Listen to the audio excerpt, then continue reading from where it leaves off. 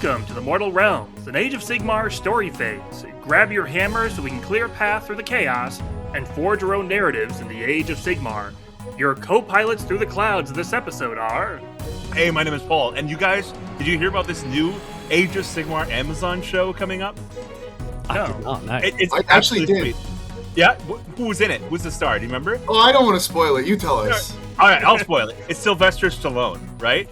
Okay. But he's a dwarf, and he's just like fighting in the ring and having a great time, right? It's absolutely amazing. You know what the problem is, though? He gets KO'd. Whoa. I'll be honest, No. I had no idea where that was going. Me either. I Every was single really moment happy with that one. was like the twists. Where are we going? Like, how does this go to Rocky? Like, what's going on? Double bluffing. Double bluffing. Enderin.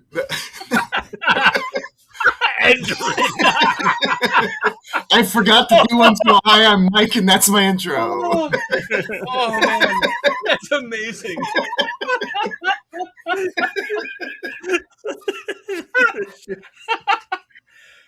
He broke Paul in his own intro. That's it. Paul's done for the rest of the episode. Oh yeah, I'm just gonna turn off my mic here. All right. Wait, I'm muted. Sorry, we're riffing to start. No, that does. I am not joking. No, that counts. That counts for me. I did forget to do this part, and so I'm gonna count that for me. Hi, I'm Mike. Me again. I'm here. Kharadron Overlords. Oh no. You'll have to excuse Mike.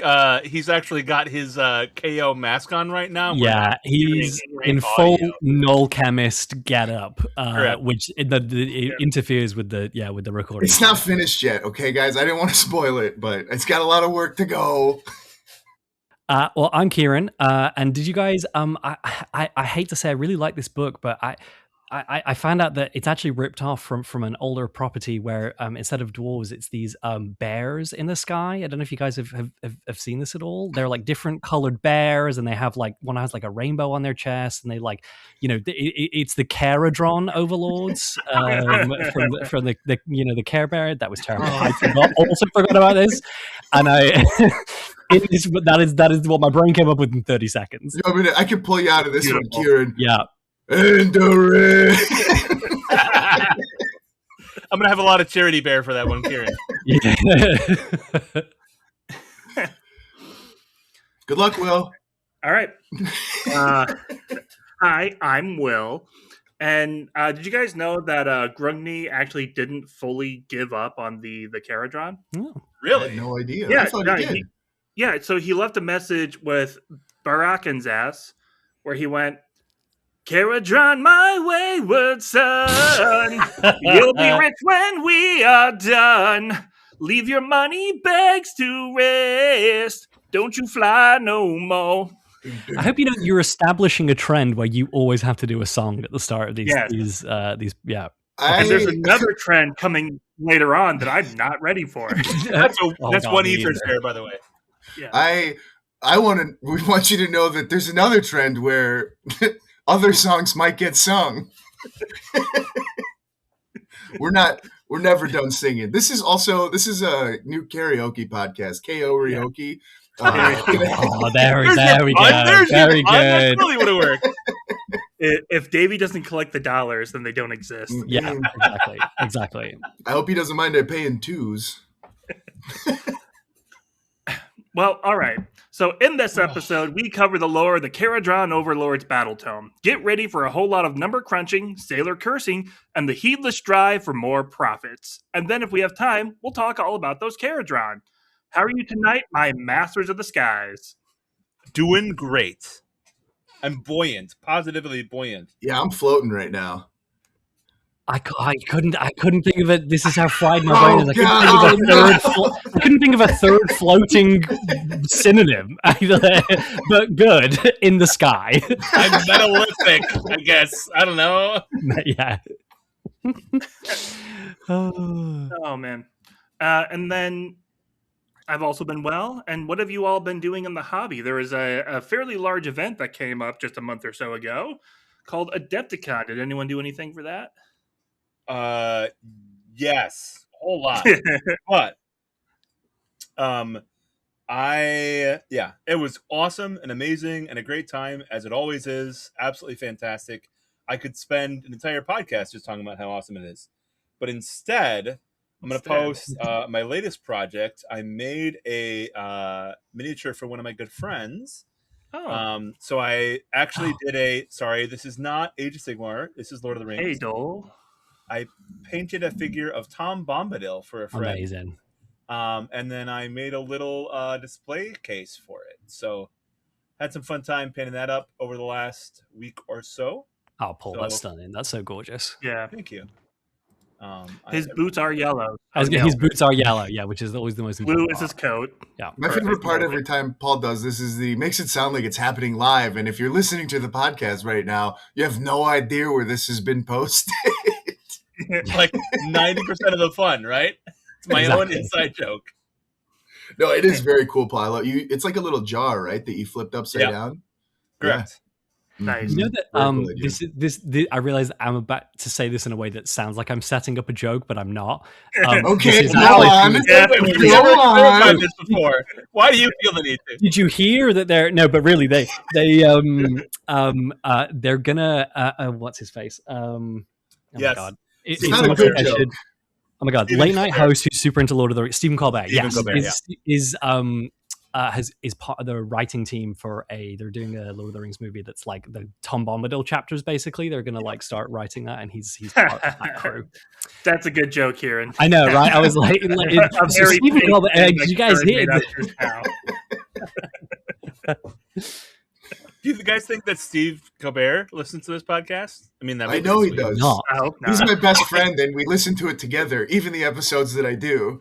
I would love if he did, but absolutely not. I killed a guy with a trident. That's a completely different guy.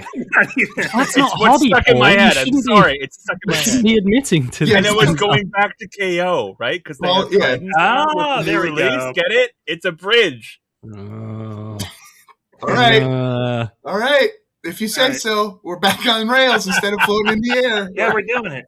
Mike, what have you done in the hobby?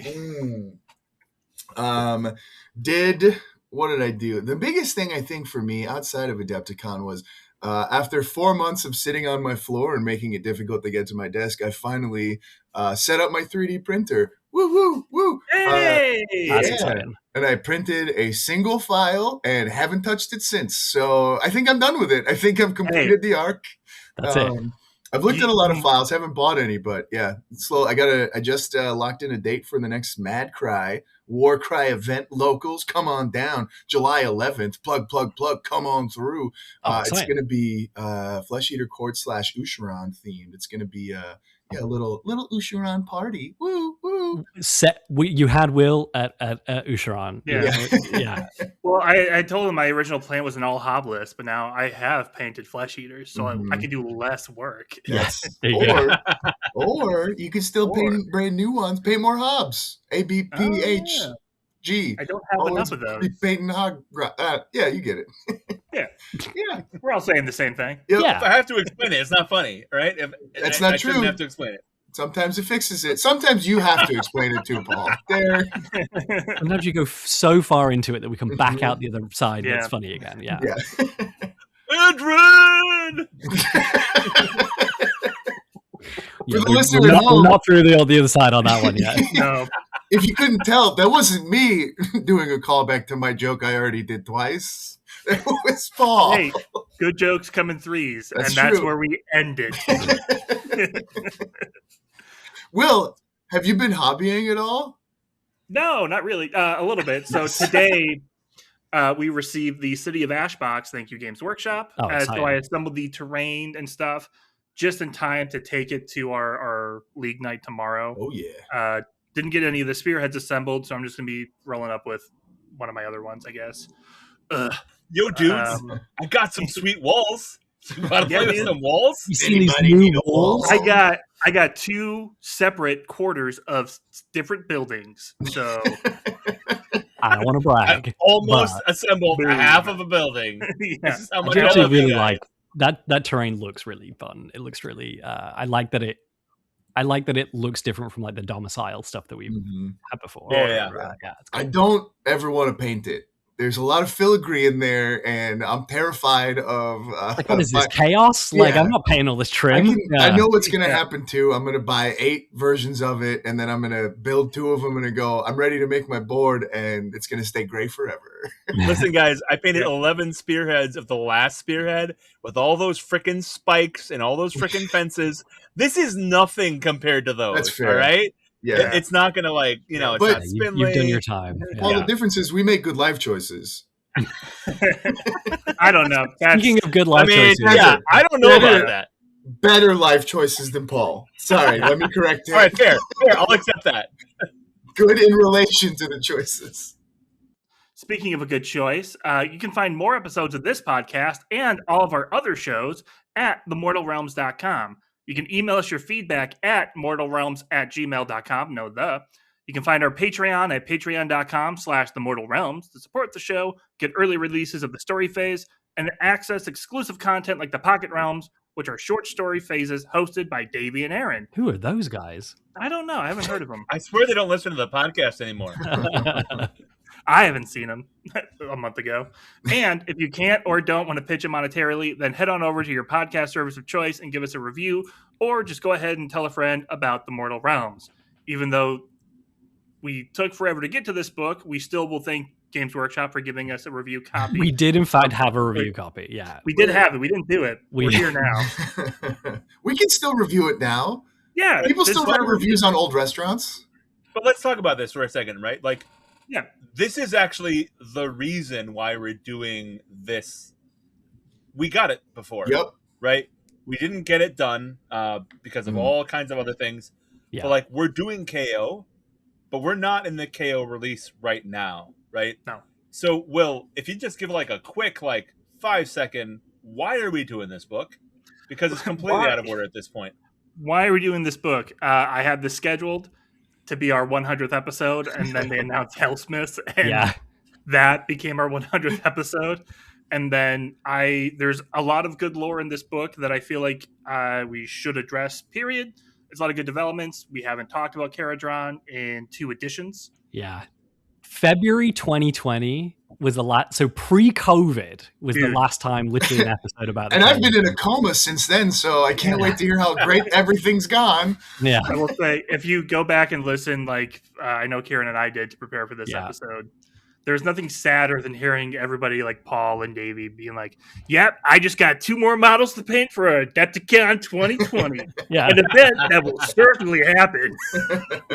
It felt like when you're playing a video game, you're playing like something like Horizon Zero Dawn or like Fallout or something, you find like an audio file of the pre-apocalypse, boy, I just go, and this will be happening, and you're like, oh my god, birthday party tomorrow, I can't wait, bombs dropping. We're recording this in person, and I'm coughing within 6 feet of all my friends. It's a normal thing that we do. Paul, would you please stop licking me? Yeah. If that's not, it's allowed, all right? I can't get within 5 feet, but my tongue is longer than 5 feet. It's okay. Can and should are different things. All right, before we go too off the rails, Paul, too late. Take us into the story phase. The story phase, eh? The story phase. In the story phase, we delve into the stories, characters, creatures, and environments of the 9 realms. Paul, I thought you were going to do a Canadian version. I thought it was the story phase, eh? In the story phase, eh? We delve into the stories, characters, creatures, and environments of the 9 realms. That's right, bud. That's right. That's wrong. What we're doing tonight. That's right, wrong. That is. We lost to King Tristan. All right. It's okay. He lives on Prince Edward Island. That's not really part of Canada. It's just kind of like off to the side. It's not part of continental Canada.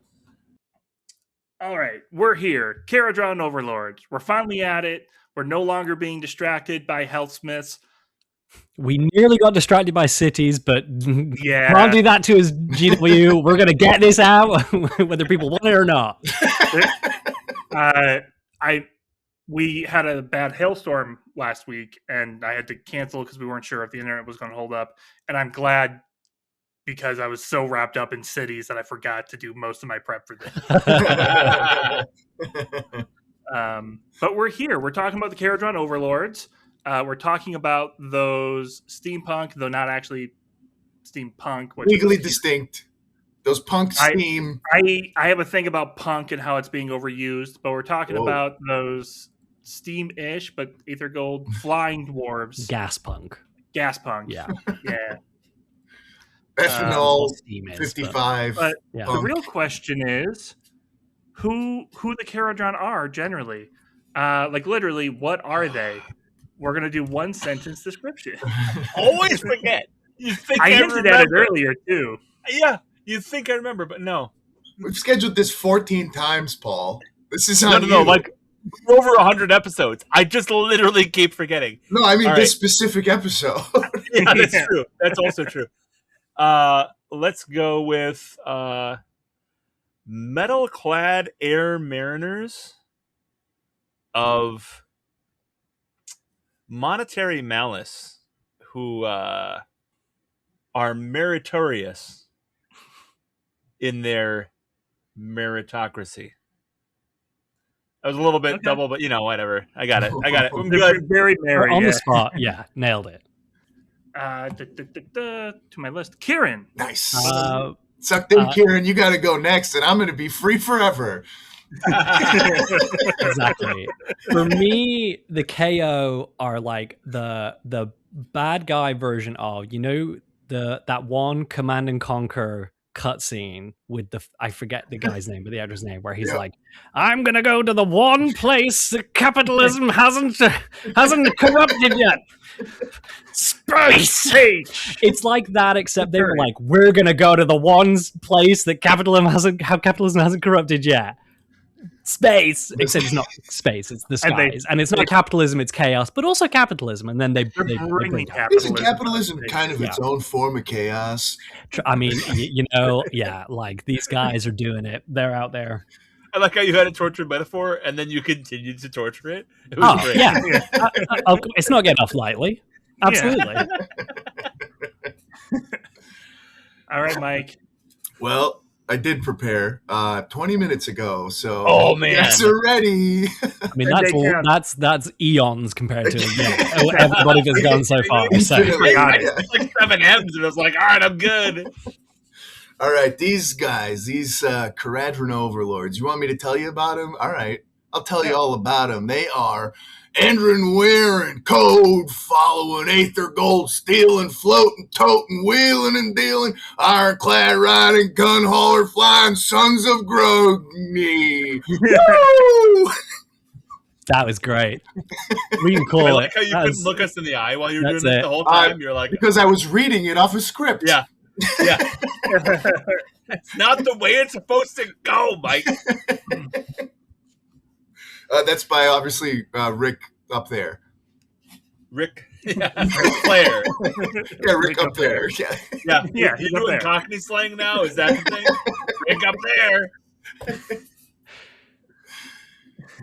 Will, do you want to do one Will, too? You're not getting out of this. Come on. Oh, man. Yeah, all the cool kids are doing it, and we did it too. Legally required. See, the precedent I had said in past episodes is that I would always have a voice. And the problem with doing a Kharadron voice, and why I'm not going to do one, is it's hard not to just go into a tortured Scottish accent. You could Which just we know is that's Fire Slayers. You can't do, but yeah. Whoa, Will, are you making incorrect racial stereotypes about the fake dwarves? Yes. Well, I legit thought you were going to be like, I can only do a Skeletor voice, and so they're all just going to sound like Skeletor.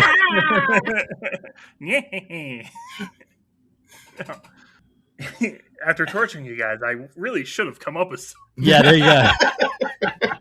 I had something thing to do. I had something prepared last week and then I forgot it. So let's see if I can remember it. Okay. Where was it? I have no idea. The Kharadron and the Code are similar to their origins. They are unbending and unyielding like the mountains. Except sometimes they got to be a little bit flexible, kind of like when they're soaring in the clouds. And if you can't master both, you're going to crash down to the ground. Whoa. Hell yeah. Beautiful. Wow. I wish I wrote it down. I'm weeping. Beautiful, Will.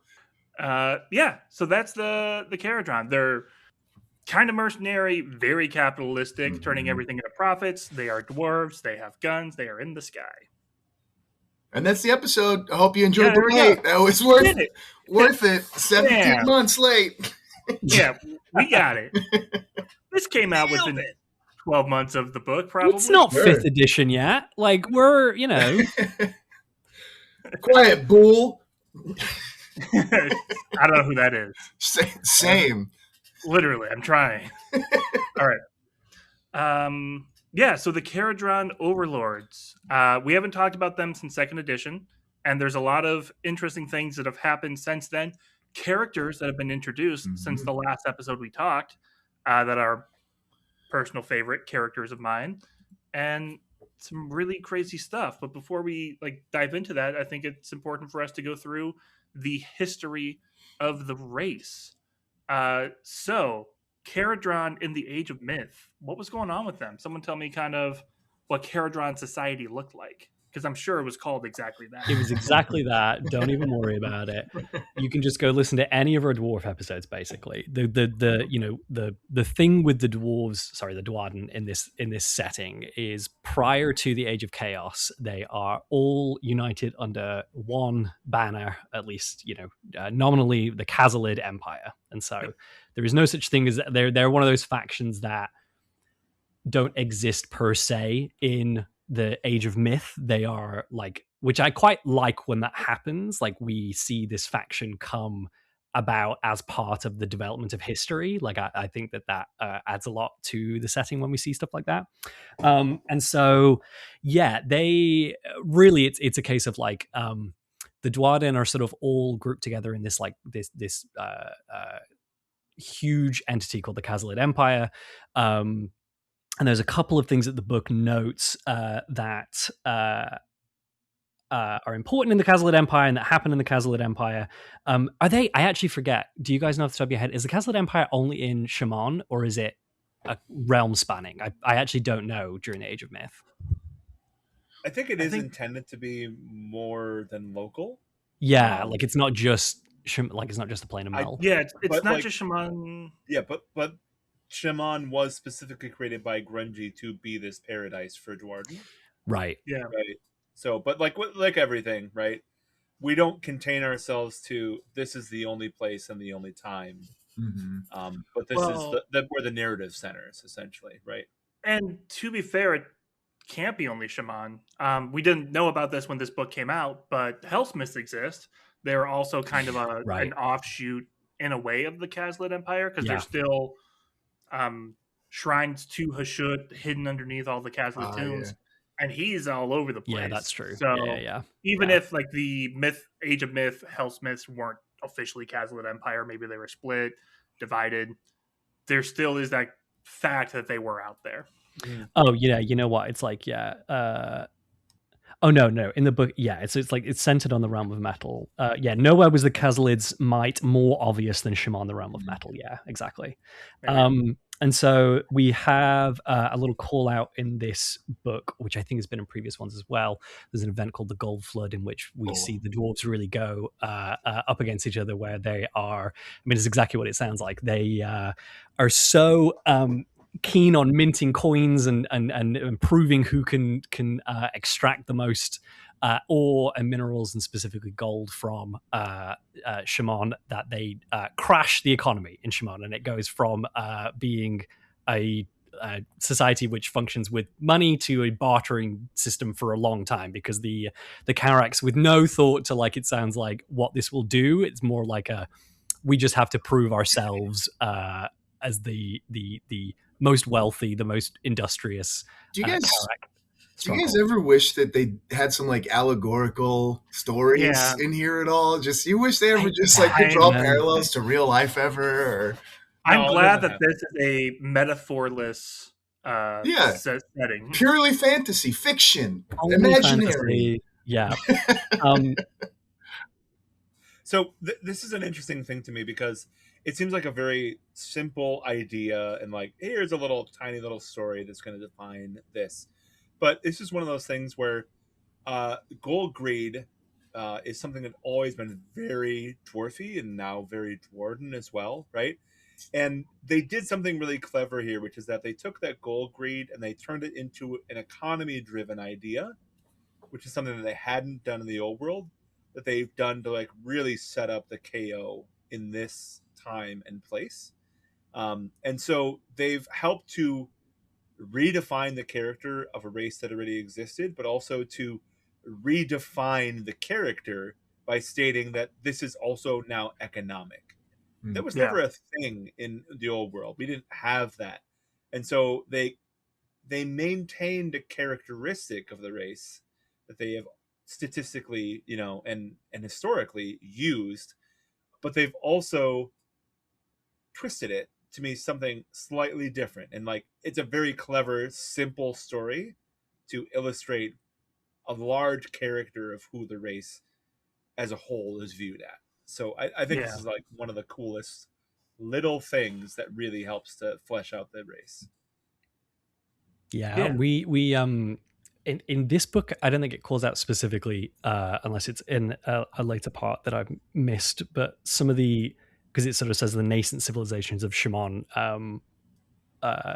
begin to establish this economy, and then the dwarves sort of like take it over and ruin it. But we have in the third edition one I pulled up here, we've got the nations of Asgal, Sigiorn, Prosperous, Patina, and Viscid Flux, who fall later in time. That's during the Age of Chaos that they fall, but presumably these are some of the other political entities that exist around the Khazlid Empire in the Age of Myth in Shimon. Cool. Yeah. Nice dig. Yeah. But the other thing, so like we say, although the Kharadron Overlords as we know them don't exist during the Age of Myth, again, something that the book specifically calls out as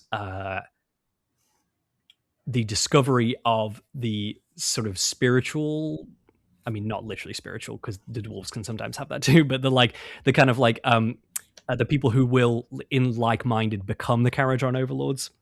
The forefathers of the Kharadron, they call them. Eccentric inventors all harness strange materials in their quest to exploit the realm's resources, and they find ether gold, which they call the Maker's Breath. And so ether gold is, very much the lifeblood, I mean, of Grungy, question mark, but certainly of this faction. Like, if you want to understand what the Kharadron are about, ether gold is crucial to understanding that, because basically everything they do revolves around it, mining it, using it, exploiting it. Yeah, I mean, it's like they can't really exist without it, right? Like, it's the central defining piece of like why they are who they are, how they are who they are. They are not the Kharadron Overlords, but for having this resource and everything it means to their culture and stuff.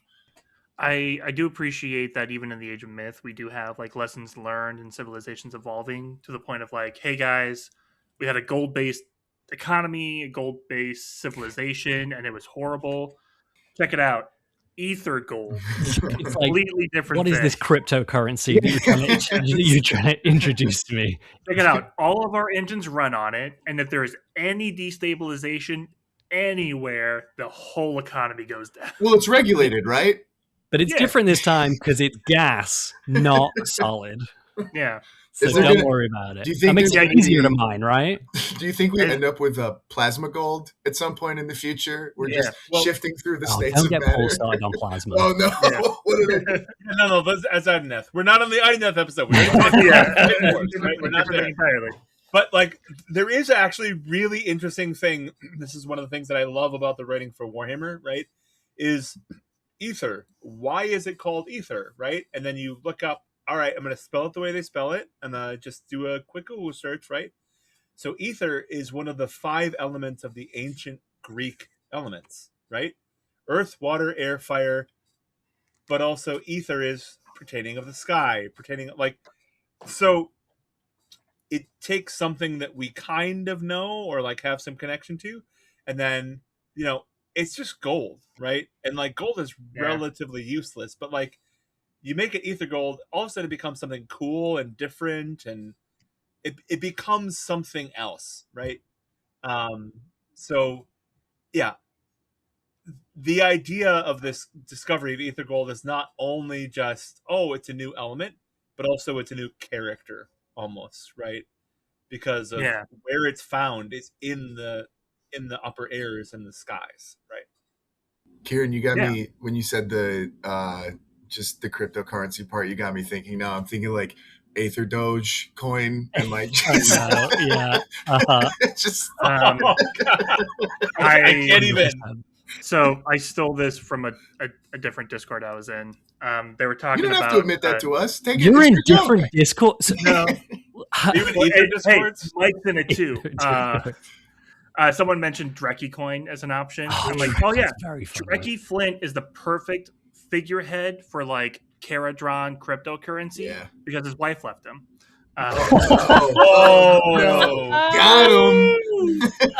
Anyway, you even think you're gonna have societal commentary in this episode? Too late. Again, I just wish there was allegory somewhere. Somewhere in here, that'd be great. If only. So that's kind of the Age of Myth. Catalyst Society going great. Discover Ether Gold. They're inventing a lot of things. Then we head over to the Age of Chaos, where things are going good, right? Wouldn't call it chaos if it wasn't great, right? Yeah. So what happened here, Age of Chaos, for the Catalyst Society? So essentially what we have is this entity, God Beast, essentially, which is a standard character that we have in the Age of Myth. We have these God Beasts quite a bit. And this God Beast is called the Load Griffin. Get a load of this griffin. Exactly. Yowza. So essentially we have this God Beast called the Load Griffin. And the Load Griffin is essentially in the center of the realm of metal. And they're like, hey, we're going to like totally fix this.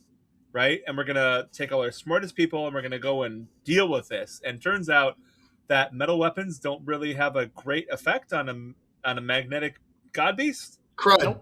God dang it. So you're like, oh, this is not great. So then they're like, we need magic. Magic is the thing that's going to fix this, right? And so they grab all these magicians, but turns out, Tzeentch really likes magic. It also turns out they could only do card tricks. Yeah, all they could do was like they had a hat and there's a brick. You're like, what am I supposed to do with this brick? I don't know, but it's magic. All right. Essentially, sorry, you're totally fine.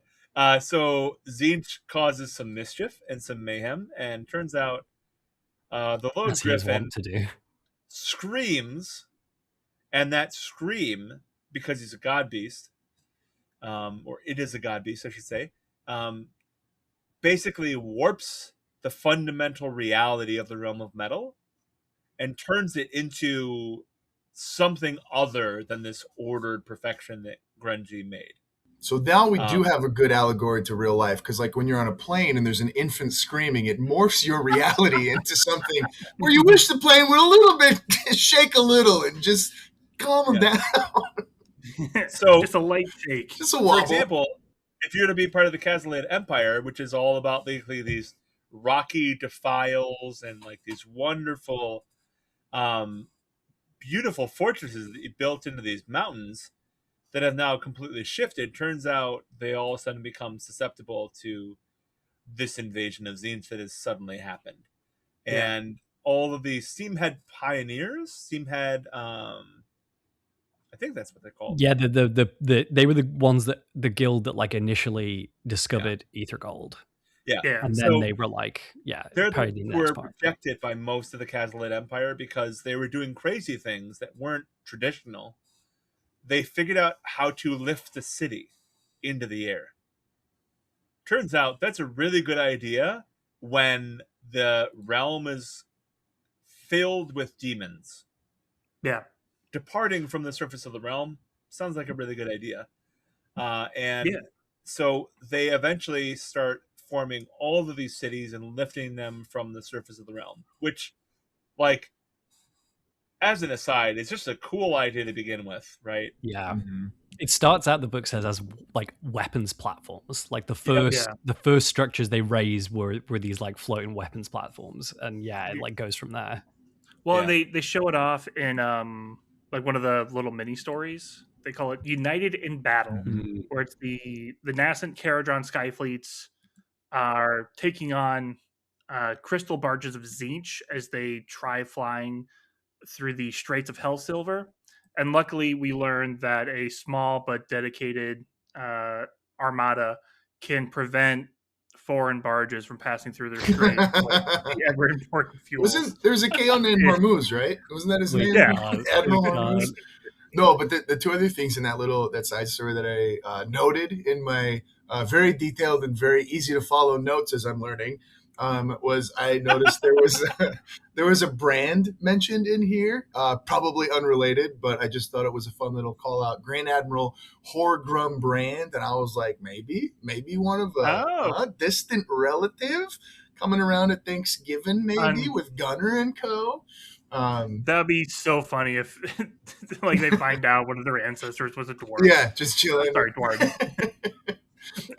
But wait a second. The other thing that I liked, and I feel like this is like another just like fundamental and core idea to like KO in general, is like their dynamism and their ability to adapt and continually grow and evolve to whatever they need to do.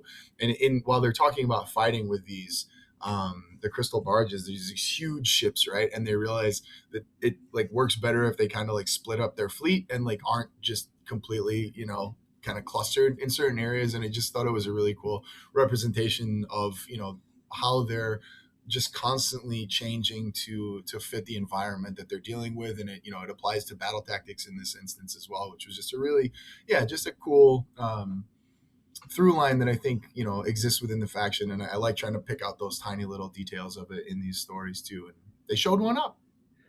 Yeah. Another through line I really like that, because I think traditionally, especially in Warhammer, this is true, but a lot of fantasy properties that like dwarven factions have this like distrust of magic and like don't use magic. Obviously, Ardwarden and all their various factions are very much like that in Age of Sigmar too. What I like about the disaster in the Age of Chaos that Paul mentioned with like the Lode Griffin is that they when the Low Griffin's first attacking, it says it's like I think it's like the Khazalid Empire and then the like kingdoms of Shaman. So it's like this kind of like the realm wide, like how do we get together and like fight this sort of thing. Yeah. They bring together, it mentions specifically like the 9 greatest spellcasters of the land. Which, like, obviously, like for us, we're like 9. That's like Zinch's number. Like, we're in trouble here. And they work this magic and turn the Low Griffin into gold. And as he does, that's when he does that cry. And it turns out that one of the spellcasters was one of the Gaunt Summoners. Son of a gun! You know, yeah. And so Zinch no infiltrated and like knew or architected this, Dang it.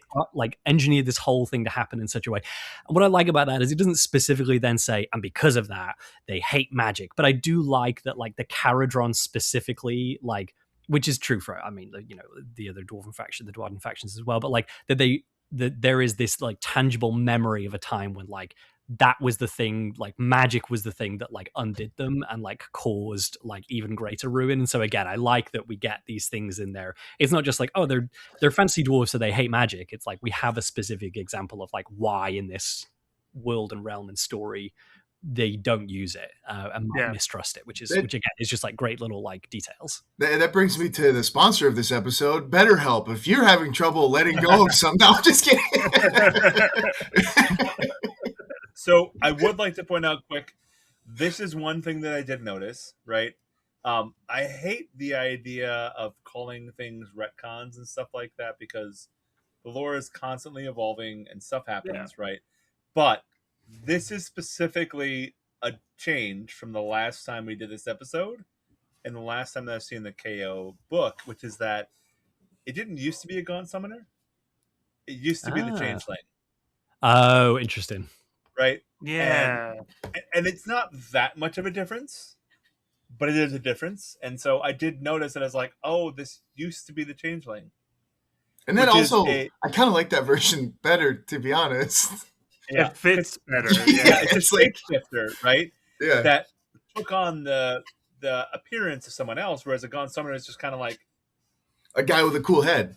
Yeah, Yeah. exactly. So It is a Gaunt Summoner in third, so they changed it last edition. I- No. I'm sure that, like, not to say that I'm sure it's because second edition was the last time we covered it, so they Alright. changed it in third and then have kept that change for fourth. It sounds like, yeah. I will say, if it's only one of them, it should be the Changeling.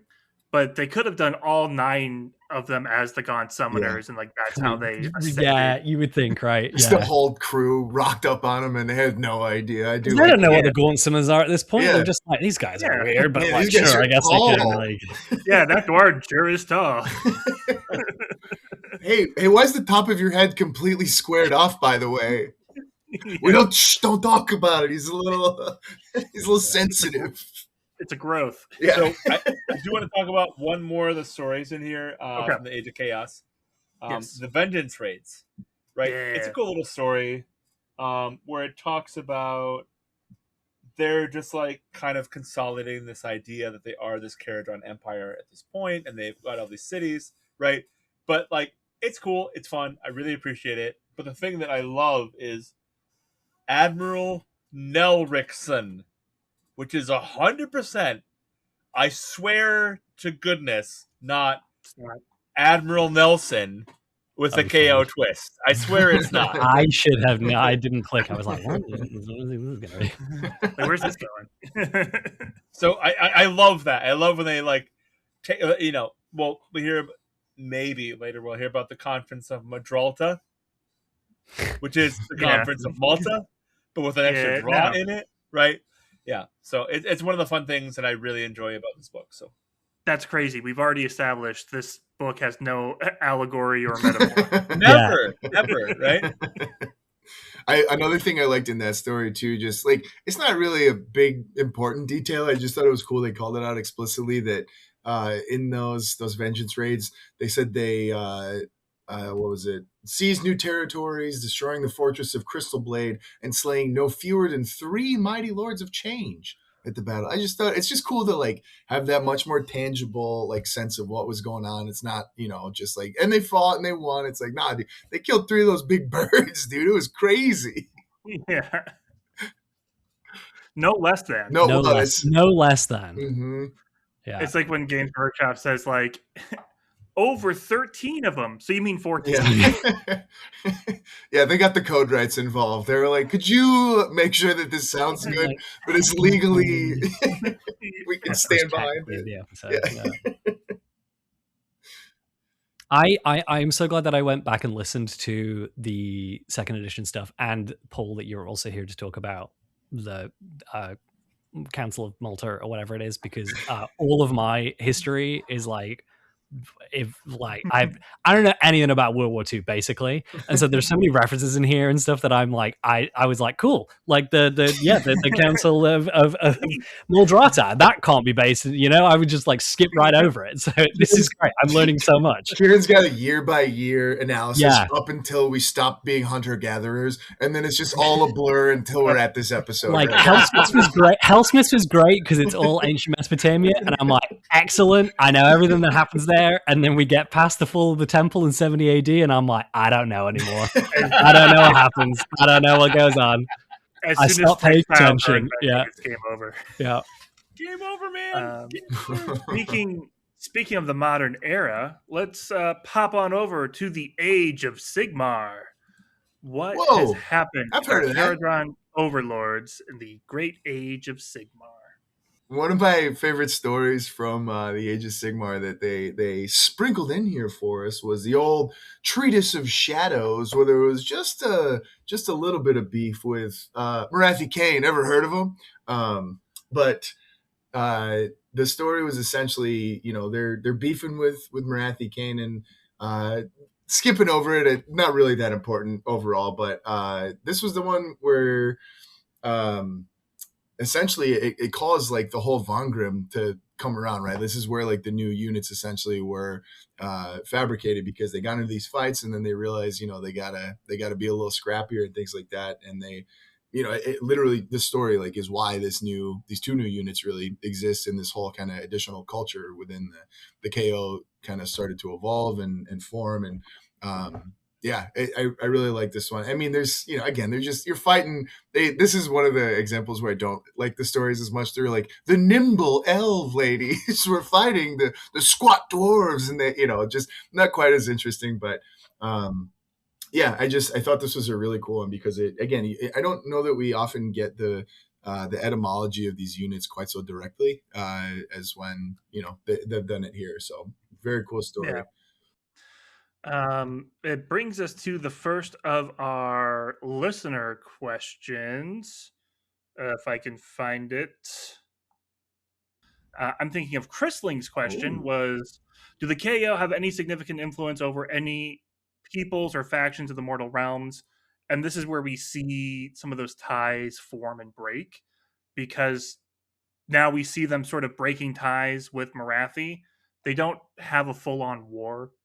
Marathi actually intentionally doesn't pursue a war, but we see that tension of her establishing her borders against the Kharadron, and then the Kharadron forming this new alliance with the city of Misthaven and creating stronger bonds in there. So we're having interesting political machinations of different factions, but they're all in order. There's not a single hand of chaos, destruction, or death involved in this reshaping of these relationships. And this is specifically happening because Barak Mornar ups and outs from Shaman, and they're the first skyport to do so, and they're then based in Olgu and Marathi. It's obviously like, how about you don't do that? Get out. And yeah, as my backyard, NIMBY. As I think Will mentioned, interesting too that we get, like, again, this is not that's Birds of Thrones question. So I know this is related to Kristen's question, which is like Misthaven, like the cities there, they come to the aid of Barak Mornar. So yeah, interesting ties there in order, but still interesting. I feel like one of the big things that happens in the Age of Sigmar, which we can just cover briefly because this is second edition stuff, is the Garrick Torum, which is the Necroquake. And basically the book, even this book is like, here's a paragraph now because we've kind of moved on a little bit from the Necroquake, but it's basically like the big thing that happens for the KO is a lot of the veins of Ethergold get corrupted, overrun with Nighthorn, and it mentions again that their economy is like suffers for a while as a result of the Necroquake. And luckily for them, things get much better, and then, no, I'm just kidding, they don't, of course, because the Skaven happen, which is obviously the big thing that happens in 4th edition. And so we come to the Skaven crisis, or what they call oh my god, I was just going to take a stab at it. The Thagarung? Make up your own word. Thagarung. The Thagarung. Totally on board with that. Yeah. Whatever sounds you made, that is now the sound that's what it we is. agree with. That's what it is now.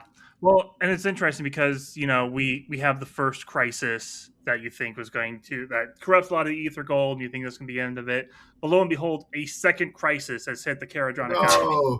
No. Technically, this is the third happened. because technically, I think there's some stuff about Be'lakor's broken, like, cursed skies that, like, messes up with some of the veins as well. But it doesn't get its own paragraph. It's just mentioned here and there. Yeah. So actually, one other story I just want to bring on before we get into the old the rat party that's going on. The other story that I really liked was the Changeable Skies, which is featuring just Lord Magnate Brock Grungson. No biggie, but Kieran, you mentioned the when they bring up the oh my goodness, what's it called? The skies. What are they called again? Cursed Skies. The Cursed Skies. I had a little quick note for myself here. That was where is it? Nope, I lost it again. Man, this isn't great. There it is. Great podcasting. Bam. It's fine. I appreciate that they mentioned the Cursed Skies because it proves that they're not only used when it's convenient for the story. Sometimes it's convenient when referring to the story in the story. So yeah, I just appreciate that. It's something that it does keep showing up, right? Like it's cool that it's not just like from way back then. There's no other reason to talk about it. They do sprinkle it back in there, but hang on, let me go back. Sorry, I'm finding my. This story is basically like if you've seen the first Avengers movie where Tony Stark pushes the bomb through the portal and then it blows up and it closes the portal. That's what the Lord Magnet does with a And bunch then- of Knoll stone. And then you're like, oh, he's definitely dead after all that. That's Yeah, right. that's it. My note I had, he last Jedi's his ship into the portal, and then Say what you want about those movies. That scene Yeah. is unbelievable. Yeah, It they is take away the so sound. good. Yeah, Whoa. beautiful. But then they do right at the end. He's like falling, and he's like he's killed the was it the Lord of Ixivilix, the Everflux. He's just holding onto his frozen head and falling. It was like nice, true superhero moment. Yeah. Way So- to go, Lord Magnate. I like that you brought up Vindicarum because you brought up the cursed skies, right? Which is the main thing that we have that happens because of the cursed skies. Is we have Bellicor shows up and he's like, I'm gonna offer this city to chaos, right? Just absolutely destroys it after it's already been absolutely destroyed before. Yeah. And like it's just this thing where like we never actually lose a city. In Age of Sigmar, like bad stuff happens. Like what is it? The city in the realm of Gur, Yeah, I was just thinking Excelsis, of Ball. right? Yeah. Like it just like gets taken over and taken over and taken over, and it still like is there. And no matter what happens, it's still going to exist. It's still going to be on the map, and nothing's ever going to change. And that just seems like this is the way that we do Age of Sigmar, right? Like cities just survive, and nothing ever happens, and that's just kind of the way it is, right? This feels like Phoenicium and Ambleguard erasure, but as a Harkuron loyalist, I expect nothing less from you. Ambleguard didn't exist. I don't know what you're talking about. It's always been Harkuron, right? But like this leads to like the actual, oh my goodness, this is a big deal of this book, right? So as Kieran said, the Thagarung, the Skaven crisis, right? So the Skaven basically are able to bring the Gnaw, which is their own essentially realm of chaos, bursting through the flesh, I don't know, the reality, The crust of the realms, right? Yeah. And because Yeah, you got to of check it, out your ley lines before this happens to you. oh, 100%. Get some They rat got poison. flags out. Yeah, they got exactly. kids again, Call yeah. before you dig. Call Don't before go you on dig. these Be lines. safe. All right, we put rat poison out. And turns out we actually do have an actual catastrophic event for a city What? that Which is one? actually catastrophic. So Beric Urbaz just happens to be above one of those mountains that just kind of implodes as the Gnaw comes through. Yeah. And also, turns out most of their fleet is gone because they're Yeah. trying to go and find new veins of this ether gold. Mhm. And turns out that's not super great. Oh. Well, it depends on your perspective. I guess we're doing the K episode, so we'll take their side. Yeah, it's not a great time, not a good day. Well, to be fair, at least most of their fleets were safe. Yeah. Positive spin. There I it want is. one on my team. Speaking of spin, so they have all these engines that keep these cities afloat, right? Yeah. Turns out when some of those engines Nice. explode, Turns. yeah, it really stops the city from being able to maintain its altitude. Yeah. And this is actually one of my favorite pieces of art of Age of Sigmar. It's Period. stunning. It's So good. amazing. It like I remember the first time I saw it and I was like, oh crap. Like bad things are actually happening. Yeah. So one of these skyports, right? One of these Steamhead Pioneer inventions that lifts an entire city into the sky falls. Mm-hmm. And not just like, 1,000 feet. It falls to the surface of the realms. Yeah. And is essentially completely destroyed, right? So it still exists theoretically, but it's absolutely not a skyport, and it's absolutely not functional. It's absolutely nothing and like what it was before, right? Right, like Barak Urbaz like kind of becomes two things, right? Like it's the ruins that crash into the realm. Like they're like on the map now at the Spiral Crux. It like literally lists it's like the wreck of Barak Urbaz is now That's on the map, amazing. which I love I because missed again, like that. you're saying, is like how like obviously the Gnaw changes the map quite a lot, but like we don't often get like cities that are gone, or like, you know, and so this was like a really cool, oh yeah, like this is now a thing that it will exist going forward in other editions, is like the wreckage of Barak Urbaz is now a part of Shaman. They're making I'm a song about it, like the wreck of the Edmund Fitzgerald. They're singing exactly. songs about it. I'm going to slightly disagree with you. We do have a lot of wrecks. Sure. We do have a lot of wrecks that existed. That's what right. Actually felt real. Yeah. Yes, that's true. Right, exactly. And then Barak Urbaz is the wreck, the ruined city, but it's also as a sort of holding, if you like, continues to exist instead of being the book mentions that when this kind of thing has happened before, like when a major Karak hold is like Skyport is like decimated or destroyed, there are stipulations in the code for the Kharadrons associated with that Skyport to go to others, and they kind of get subsumed in and all that sort of stuff. But they are determined not to let this happen to them, Barak Urbaz, and so they now persist as this. I'm going to make another Marvel reference. That's either great for you or bad news for you. I'm so sorry. But when oh my god, not Valhalla. What's Thor's? The Hulk? Asgard. When Asgard ceases to be, like when it is destroyed in Thor 3, and then Asgard kind of continues as the ships, like the fleet that continues to exist, and that's Asgard. That's what happens with Barak Urbaz, is that it now exists as this like all these hundreds of ships that, as we mentioned, were like previously dispersed throughout the realms, have now come back together, and they are stubbornly holding on because they sort of describe it, they call it out in the book, like they don't want to be second-class citizens of another Skyport, so they remain. So Barak Urbaz remains. They still have one seat on the Geldrad. We can talk about the Geldrad in a little bit. They used to have two. It's gone down. In the third edition, they had two. They now only have one. You have to imagine that's partly because of what's happened. But their influence is so limited compared to what it was. And another part of that, which if somebody else wants to talk about, is Urbaz was known for two things. Barak Urbaz was known for two things.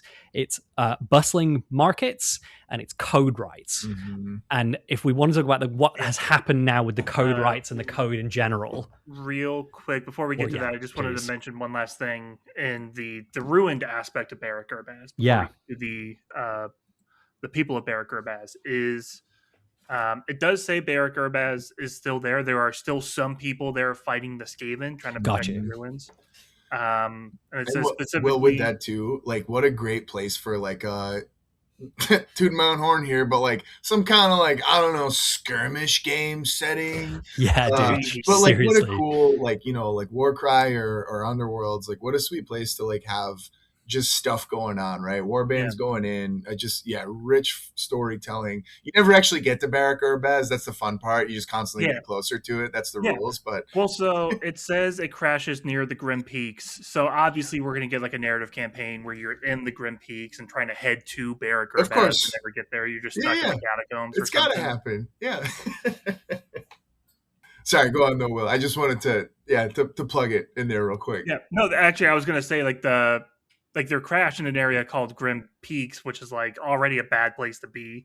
And now they're surrounded by Skaven, and they're trying to survive long enough for the rest of the Kharadron society to figure out how to come back and do we know anything about the Grim Peaks? Because it's spelled on the map like Grim, like Grym, which makes me think of Flesh Eater Courts. Honestly, not at all. It's on the other side of the Scrap of Spill. So I just had like assumed it was Gitmob territory, but then the new map has a bunch of Skaven. I wonder if, because they have what's their Grim guy that was one of the more recent releases. It's like the Grim Watch. Is that one of their Grim Watch Underworld's warbands? Yeah, don't know. Anyway, that was Flesh Eater Court. Yes, you talking sorry, that's what I meant. What did I say?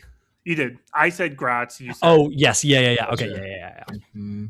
But that's all I wanted to mention was just like the ruins of it and how that is in play before we head on over to the code rights. We even before we go there though, I want to just call back to what I was mentioning earlier with like another great iteration of just the stick with itness of KO, where like our city's gone, but like our people aren't, and like again, they're evolving, they're changing, they have their ideals and their morals that they want to stick to, and so there's some people that are kind of stuck, within the city, and they want to like, no, we can save it, we can rebuild it.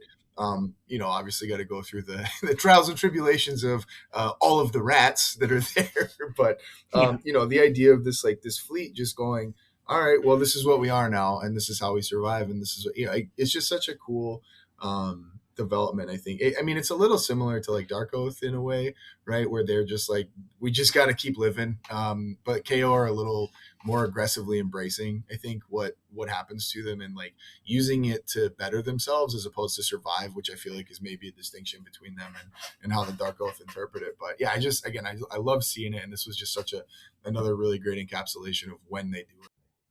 The guy, by the way, the admiral leading the well, I was going to say defense. It's a quest for vengeance within the ruins themselves. Is Admiral Dugran Krung? Is that's the book mentions him specifically. Say you were chewing something when you said that. Yeah, Doug Run Krung. Yeah, so then we get to the code, and they were known for their code rights, and they were specifically known for a strict adherence to the code, unlike a lot of the other places. And now that a good portion of their code rights are gone, things get a little loosey-goosey around here in the KO land. I heard that whatever this thing called the code is, which I'm hoping that somebody's going to tell me in a second, was established at this council that kind of sounds like Malta. Paul, do you happen to know anything about this? So this is a really funny thing to me because in an external sense, it's amusing because essentially they've lost all their politicians. Yeah. Lawyers. They're like, oh, this is terrible. We've lost all our lawyers. How are we supposed to organize our society? Right. But turns out it is actually a really bad idea to lose all of your lawyers and all of your politicians, essentially, because there is this code that they came to in Madrolta because essentially they were just all fighting independently to say, we're the best. And of course we're the best. And everybody else should recognize that we're the best. And because we're the best, we get all the cool things, right? And with the Conference of Madrolta, they were like, well, actually, we're going to like agree to try and form this like loose confederation of entities. And so with Bir Urbaz falling, it is this really interesting dynamic where they are no longer an entity, but they are still maintaining that they are independent. Yeah. It is a really fascinating narrative thing to happen where we have a force of people that exists by their own choice, independent of a skyport to support them, that is being recognized, while at the same time, as we'll get into when we get into the new units, there is an independent force that is forcibly choosing to be recognized independent of a skyport that is essentially not being recognized on the other side. Yeah. They did a really fun thing writing into that as well. But because basically this treaty, this confederation only exists because of a specific document, when you lose the people that understand how to argue that the document is correct or not correct, turns out the document doesn't have as much meaning because people can just change the meaning. Yeah, what I love about that, like when you're saying they lose all their lawyers, it feels like, well, they didn't lose all their lawyers. What they lost was like all of the really high ranking, like professional, like lawyers who are like have all, they had their skyscrapers in New York kind of lawyers, and then what's left is the like Better Call Saul lawyers, and then they come in, and they're like, well, actually, because it feels like it's a bunch of ambulance chasers. Exactly, all of their top code rights, and then suddenly it's like all these other code rights that are kind of like, well, now that there's not this like where they're going to be able to like rebuff me way more. Now it's kind of like anybody can go and sort of like argue their thing. Yeah. If it's going to be KO, you got to be better call me Cedral. There you go. Yeah. Better call Ether Soul. It shows up in the book, but there is like one of those loosey-goosey, like loose cannon lawyers. What is it? Eris Budmanson, which is like, well, technically in the code, there's nothing that says a dog can't play. Ether Bud coming soon on Ether Disney Bud. Plus. It's better. Dang it. So Some good. of the stuff I liked, like the ramifications of that too. I like how they explored it, right? So because the code is no longer being maybe enforced or held in the same way, there's changes that come as a result. And so some of the stuff they talked about was they're pushing votes through like a lot quicker so that they can deal a lot more with like the Skaven issues that they're having, right? So there's admirals that are getting together for revenge for what the Skaven has done, and like really starting to test the limits of the code and trying to do things that maybe otherwise would have been poo-pooed by some of the more highfalutin in their society. But they noted it's a lot more susceptible to compromise and emergency alterations, which was still a very code right way of putting it, I thought. Well, it feels like the biggest example of this, if we want to talk about the Von Grimm now, is the Von Grimm. Yeah. Yes, but I will just do the quick segue of now we're going to talk about how the faction is organized and how they live. What do they do at home, which is guilds, which brings us to Von Grimm. Amazing. Yeah. I was going to because it's like it is a little call out like the petition of the Gaeldrad. So basically the Von Grimm, I feel like I've talked a lot. Does somebody else want to talk about the Von Grimm? Get in there. No, go ahead. Great. So the Von Grimm are like, you will have seen we'll talk about specifically new units in a little bit, but third edition only had one new guy, which was the code rights. We talked about this a little bit. But the fourth edition release, Dreki was also third edition. That's true. He was. But he did not come out with the Battletome. He came out like 6 months later because I double checked the spreadsheet that Aaron had. But it's third. Technically third. Yeah, just got code right. Yeah, technically, because he's in it. Like, there's a little thing about Dreki, but there's no art for him. But there is the miniature, which I think says a lot about like where in the development cycles. Like, we don't have art of him yet, but we do have the miniature paint. Yeah, it's very good. Anyway, so the what was I saying? The Von Grimm. Code right. Oh yeah, so unit. fourth edition had like quite a bit more that came out, which is really exciting. And so there are one of the kits that you can make harpooners or salvagers for are these Dwarden called the Von Grimm. And this comes about, we're told in the book, because there is a guy called Albus Merenson of Barak Mornar, which is very cool. And Barak Mornar is actually the one in Olgu. So this makes sense again that he is like kind of maybe more open to twisting the code. He and his crew lose their ships in a battle. And I forget which one it was or if it's mentioned, but they lose all their stuff. And so basically they are trying to go through the code and petition to get new leases for new ships. And we're told that process is really slow and they keep being denied or like pushed down the line. And so what Captain Albus does is he starts to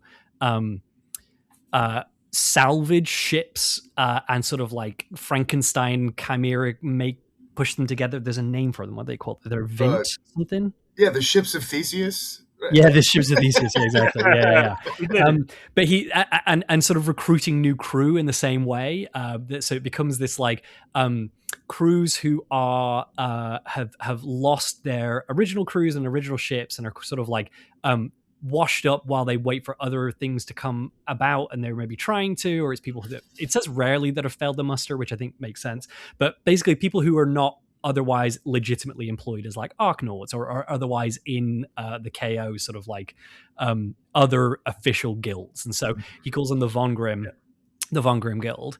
And it's funny because I don't think the book says this specifically, that like the fall of Barak Urbaz and the loss of like the really good code rights like is what leads to this. But I do love that in the context of it, it makes sense that like what happens is he comes before the Gaeldrad because they're like, hey, you're basically pirates, which if you look at their models, they're basically pirates, which is phenomenal. They look amazing. Like we'll talk about the miniatures specifically later, but they so he petitions the Geldrad, which is the ruling council of the Kharadron Overlords, which, by the way, like, because Landsraad, which you might know from Dune, is like land council. That's like from an old Danish term. Geld is the Germanic and Scandinavian word for gold. So this is literally like the money council, which I love, because obviously they don't have land because they're flying skyports. But he petitions the Geldrad for 3 days and 3 nights without ceasing. Talk about a filibuster. Again, I'm so glad that there's no reference to real world things in this book. He speaks for 3 days and 3 nights, and basically there are enough people on the Geldrad who are sort of like more open-minded to the idea of them existing, that the compromise they come to is that the Von Grimm can continue to do what they're doing and operate kind of as like pirates, and kind of as like it's sort of like they take jobs that are maybe not like official jobs, or like, and again, they sort of like scavenge a lot of their privateers. They're privateers, exactly. Yeah. Completely different, legally the only distinct. Right, the only difference between a privateer and a pirate. Yeah, exactly. Yeah. But in addition, in trade for that, they have to they have to obey new amendments to the code that are made, and we're not told exactly what those are, but like it seems like they're in relation to the Von Grimm and maybe curtailing their activities a little bit, but that they will not be recognized as an official like guild or entity by any Skyport, which is very funny, because if you're having the Geldrad being like, okay, you can now legally do what you're doing, but nobody thinks you're official, and it's like, great, again, the difference between a privateer and a pirate, you know. We grant you a seat on the council, but not the rank of master. Kind of exactly right. Yeah. So that's the Von Grimm. The reference I make was I was going to reference Step Brothers, where it's like, fine, I can live with them, but I'm not going to call them a guild, even if there's a fire. Exactly. So there is an interesting point here that if you hadn't listened to our previous episode, you might be missing a little bit, which is that essentially there are 2 paths for a Kharadron to live. So the first path is to just be kind of a normal Kharadron, where you work in a factory and, you know, like you just kind of help support the Skyport itself, right?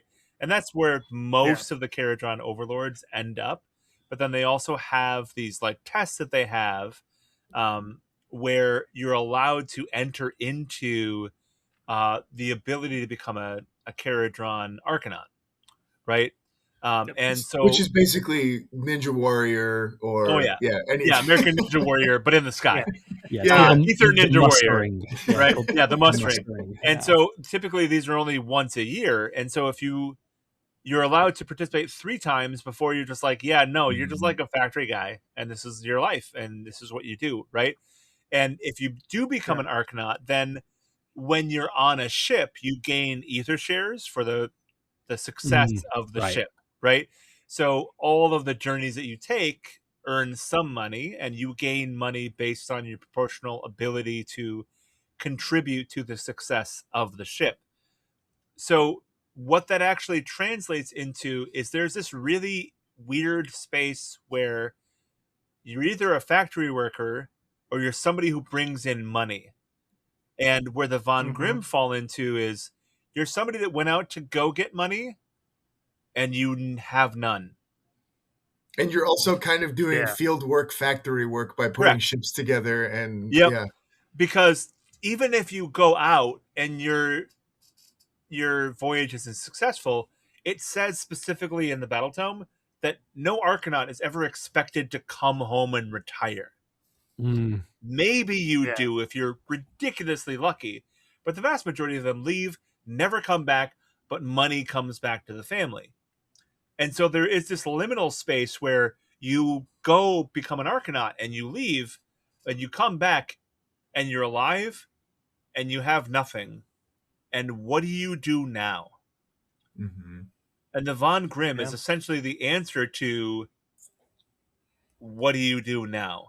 Yeah. You form your own guild. You make do with what you have, right?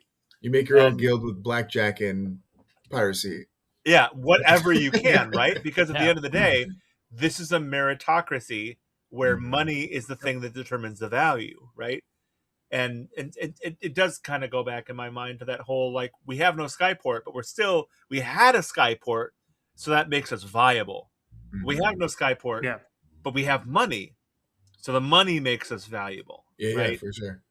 So, A small interesting part, just to the play between like those two ways of life for the Kharadron as well, that I really like. And just another thing I think this book does really well, and a lot of its little call outs I think are doing a ton of really cool little world building here, which I really like. On the map page, we're told that Barak Zahn have increased the frequency of the muster press, not the muster, but the muster press to twice a year. But one of the things that that's doing is that other skyports are like, hey, you're taking away valuable workers from the factories in order to get more Arcanauts. And so again, that's interesting that like, yeah, there's this tension in the background between like, in response to the Vermin Doom, like they've, like Barak Zahn at least have increased it, but it also is like making other parts of the society like, hey, like you're like, we need workers, we need farmers, right? That's always our thing. Like we need, and so that was interesting. I thought was really fun. Well, and it's funny because it ties into the idea of like, well, you can try 3 times. Well, now they're happening twice as quickly. So if you are like that far away, you're shut out faster than you would have been before. And kind of to Paul's point of like being someone who has nothing and then going and getting money, there's an interesting way in how the other guilds work, the like Nav Guild, the Engineers Guild, the Ether Chemists, which is they weren't all Arcanauts. They were people who couldn't pass muster, sent to a factory, and then they started working and became an engineer. And then they got put through school that way. And then when they go out and fly, they get more money than the Arcanauts did. So it's interesting how there's like the different paths in Kharadron society to make that money, to take whatever skills you learn. And even if you fail the Arcanaut thing, you can go this other branch. And if you fail all of that, now you can go to Avangrim. Again, no allegory, nothing here. No, nothing. With some of those two, I just want to call out. It was another cool thing that you mentioned, right? The double muster press years where we're doing our cool shows twice a year for everybody to watch. But some of the other things that, as a in response, again, I know I'm kind of only saying the one thing here. I feel like today, but like how they adapt, how they evolve for the worlds that they're living in. Some of the other updates they gave in the current world were obviously we talked about the guy, so Barak Zahn doing the double muster press. We got the guy that's still fighting through Barak Urbaz. Brock Grunson and Barak Nar had just perchance had been like fully loaded up with loot at that time, and now he's given terrible rates to the Cities of Sigmar folks to help them fight off, which was great. And then Barca Harrell's daughter leading a squad to take out a Skaven fleet was a really cool just imaginary thing. She's also doing a little bit of her own privateering, testing the waters or the air with difficult times, but she's messing around with blackened aether gold. I don't know if you guys have heard about this, but I don't approve. I don't think that's legal. But but got that black tar aether gold. But like, yeah, and she's captured like a Skaven cache, and she's not really talking about it. So it's cool to see how all these different. I mean, I feel like this is one of the Nurgle Battletome recently, right? Also did a cool job of showing a whole bunch of people doing different things. This is an even more kind of like, what's the word I'm looking for here? Just like parallel, like everybody's kind of operating at the same time in response to the same thing. It feels a little more cohesive while being more disparate from one another. But like, it's just so cool to see like how they're telling stories that are smaller scale, but they're all following along the same track of what the world is doing. And I really enjoyed that part of it as well. Yeah, I really love that section, and I'm glad I wrote it down in the notes later on. So I'm glad you already covered it, because it's cool. Too often we'll get like zoomed in on like the big events that we lose like the detail work of like what the different sub factions are doing. And then you mentioned he's not technically a sub faction, but Dreki, I really enjoyed his part in this section. Does anybody else want to do it? You've got to go for it. Well, I see you smiling big. I was going to say something else if you want to take on Dreki and Fortune. Yeah, Dreki Dreki, they again completely allegoryless or devoid of metaphor, is hunting an old was it old Wide Eye the cloud sifting sky whale? Yeah. So I love the idea of him doing that and having somebody in his crew. I haven't read the book. Sorry, Paul. I still have one of your Dreki books from 3 years ago that I need to finish and get back to you. Yeah, no. It's still next to my bed. It's coming up soon. But I love the idea of like one of the guys on his crew being very akin to when Herman Melville wrote Moby Dick, Yeah. obviously, which is again the allegory here, but just having a very Bartleby the Scrivener guy in his crew Yeah. is just like I'd prefer not to the whole time, just not interested in it. But if it makes you feel better, this is not one of his books. This is just another thing Dreki did. I was waiting because I haven't read the Dreki. phew. Yeah, I was like, is this a book thing? Or that's No. so funny. That's No, Do you Old wanna- Wide-Eyed do you want to borrow Paul's the copy? Skaven I whale. can Yeah. give it to you. How dare you? The Skaven whale was incredible. I love that. Another beautiful example of GW making their own words up to completely make it, marketable and stuff. The Skavenified whale does not have any barnacles on it. It is covered in garnacles. Yeah. No, complete nonsense word, but a very fun one to use. Of course, our two sailor listeners are like, it's a Yeah. real thing. Is it? Did I I have no miss that idea. completely? We're gonna I find hope- out. I Will, hope where it can is. people tell us about our two? Yeah, you can yell who are at not me. part of the Yeah. Discord yet. Where can they let us know? Come and say ahoy to us at. One last thing I want to touch on, just because I think it's when we're talking about like sub factions and like not just like the war stuff, like before we kind of move on to or like more of how the factions are organized. One of the things I really like about Kharadron is it's like in the 3rd edition at least, and then again in the 4th edition, we get these little call out boxes. It's page 27 in the 3rd edition one, and then it's page 18 in the 4th edition one, where we get the major skyports listed.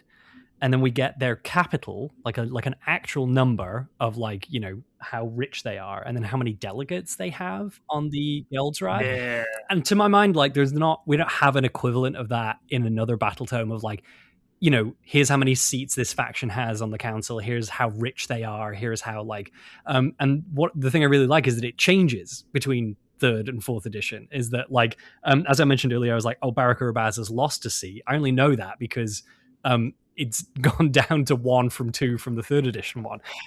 So that's a fun little thing. You can see who's got, everybody but Barak Urbaz has gotten richer, which is funny because they keep being like, well, the Necroquake made the economy stumble, and that, well, the Vermindu made the economy stumble, but they seem to be doing pretty fine according to these boxes at least.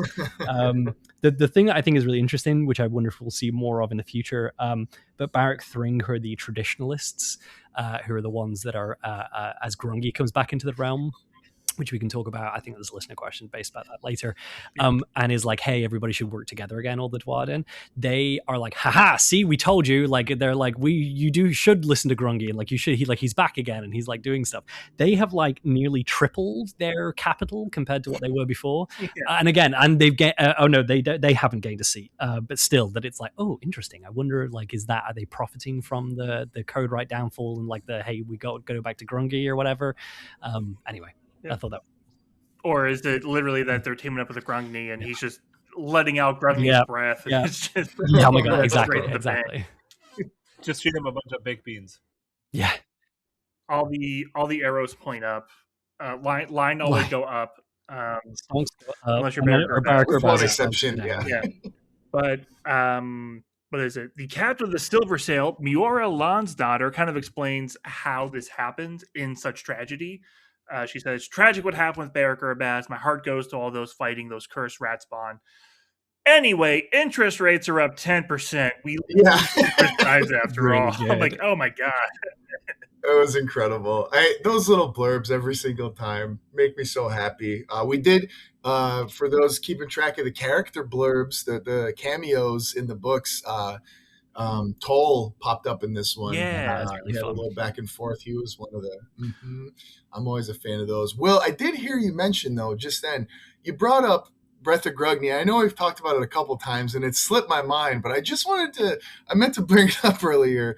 I just wanted to know if you guys have ever heard the Great Bard and Company from the Mortal Realms that has a bit of a song about the Breath of I actually have to Grugni. go. I don't I'm know so if you sorry. guys I'll be right back. I just have to go to the loo. Sorry. muted. I don't know You what's carry going on. on. Please I'm muted. don't wait for me. Yeah.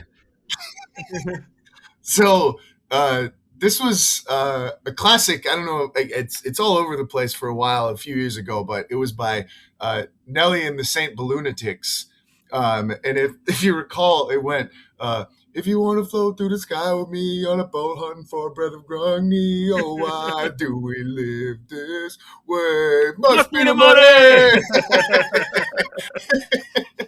Just one of those, classics that we all know. Yeah, one of the old ditties. Exactly. CW has really done it. They've You can't say that commissioned all of anymore. these songs. Like, they've really done a lot to well build for the. Yeah, it's great. Where is that in the code that we're able to change the lyrics to songs? You tell me where's that in the code?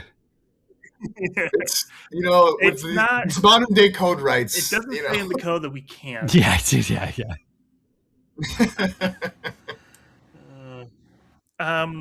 So we talked, actually kind of tie a few of these things together. You mentioned Hannah Bertol's letters with Hergund Bardraxen, and we kind of talked about Grungni coming back. So in the letters, Toll must have made a mention to Grungni and stuff, because in one of the letters, Hergen, I already forgot his name, Bardraxen is already like, well, hold on. HB. Yeah, HB. That's how he signs them. He's not my god anymore. He left. Why would I care what he does? It's like, I love their cutout of like, okay, we need to explain why they didn't follow Grugni. And it was I thought that was such a cool way of just like splicing in without making it its own like big deal section and stuff like that. It was a very elegant way and a very like immersive way of going, just so you know, this is why they don't have a god anymore, by the way. But then they also put a big section in just because, just to mess with us. Where'd it go? Yeah, so Grungni left, and now Grungni's back. Grungni's trying to get people together. So they actually send people from the Galdrod to this conference connecting Fyreslayers, Kharadron, and the Dispossessed. And Barrack's Ring was all about it. Everyone else was very unsure. It made me laugh a lot when they called it a conference, and I was just imagining all of these dwarves in like a conference hall, like just at a convention center somewhere, and they're shuffling between their different like sessions and things like that. They're trying to get their name. Yeah, I'm sorry, is your lanyard long enough? We have a regulation. It just clips to the beard. Will, this actually relates to a question from patron of the show, unheard of, KLF3, otherwise known as Val. Has Grungy... has continued to try and convince the Kharadron to unite with the other Dwarden. How is that going for him and the other factions at large? Do we hear anything more about it in this book? Just that they went to the conference. They badged in. Only Barrack Thring was really into it. Everyone else kind of like didn't care. But it does mention that they did a lot of trade deals at that conference, which anyone who's been to a convention knows that the deals really happen, and that those trade deals with the Dispossessed and the Fyreslayers is kind of what helped them stay afloat. So like, even though they didn't come together in happiness, they came together in something more important, which is business. Moneyness. Which is happiness. Yeah, they were like the ones that did the deals were when the hour of ruin hit. Were it literally? It's like pulling a full on the Mortal Realms Story Phase podcast in the book, where it says the resulting trade deals held the economy aloft in dark times. Yeah. So that is an interesting point as well that we hadn't mentioned before, is that Grungni is back, right? Guess who's back? Yeah, Grungni's back. But the last thing that you expected to happen when the god of the race shows up is that you lose one of the 6 major Skyports. Yeah, you would think that the god coming back is pure success, and instead it's like a huge, devastating blow to their society as a whole. And it's cool because it kind of runs parallel with like what they do, right? Like the way that they exist outside of, was it Bergthring, that is kind of the traditionalists, right? It's, like, again, for any other faction outside of like KO, who are, like, no, God's great, our God's good, and we're stoked that he's back. And then the KO god shows up, and immediately one of their skyports crashes to the ground in a fiery wreck. Like, and he just chucks deuces and disappears again. Yeah, and he's like, "Whoa, hey, I didn't sign for that." Whoa, what are you guys doing out here? I didn't touch it. Unheard of, KLF3 or Val had a few other questions. We're not really going to go over all of them, mostly because, unfortunately, the answer is, hey, is this in the book? And no. Yeah. Like any grudges between Fire Slayers and KO? Not really. They don't harp on the differences of Duarden in this. I think they didn't want to harp on that. I think they wanted to mention people somewhat coming together because, like, the next book after this one was Healthsmiths, so I think they wanted to show the Duarden of Order having a united front kind of a thing, just so they now have someone else they can kind of punt those ancient rivalries off on. And I mean, and the KO just had a lot to do in this book, right? I think this was, I'll save it. But no, yeah, I mean, KO are very busy, very active in response to a lot of things in this book, which is not that typical, I feel like, right? Like, we don't, and I mean, that's why we're doing this episode, like you said before, is like the whole reason we're going over this, despite the fact that it is not timely, is that, such massive occurrences were going on that it was, it felt necessary to talk about because it felt like an outlier in the best possible way. Well, and kind of talking about the new stuff that's, like, one, they're doing, and then two, that is coming out, I think we can move into the next section, which is how the lore intersects with the tabletop, specifically the new units. I added all the new units in this book and then some of the ones that were new since the last episode, just in case. But yeah, new units. Is there any one of these units that anyone wants to talk about that we haven't really gotten into yet? I'll take it. I was going to say, jump in. I got one. The Null Chemist, which is one of the things that we haven't really talked about yet, which is on top of Beric Urbaz crashing, we kind of mentioned that Aethergold is being corrupted because Blight City and, like, the Skaven Blight and the Gnaw and all that is straight up corrupting Aethergold in the sky. And then, like, an entire section of Akshi is owned by Skaven now. And there's a lot of Aethergold there. So they come up with the Null Chemist as a brand new invention, and they basically have Nullstone inspired by Brock Grunson and his Nullstone bomb to R.I.P. where they can go into these heavily irradiated areas safely and then tamper down the magic so they can get the Aethergold out. And turns out, when everything is made out of magic and there's spells flying everywhere, having an anti-magic spray gun from the Null Chemist is not a bad idea.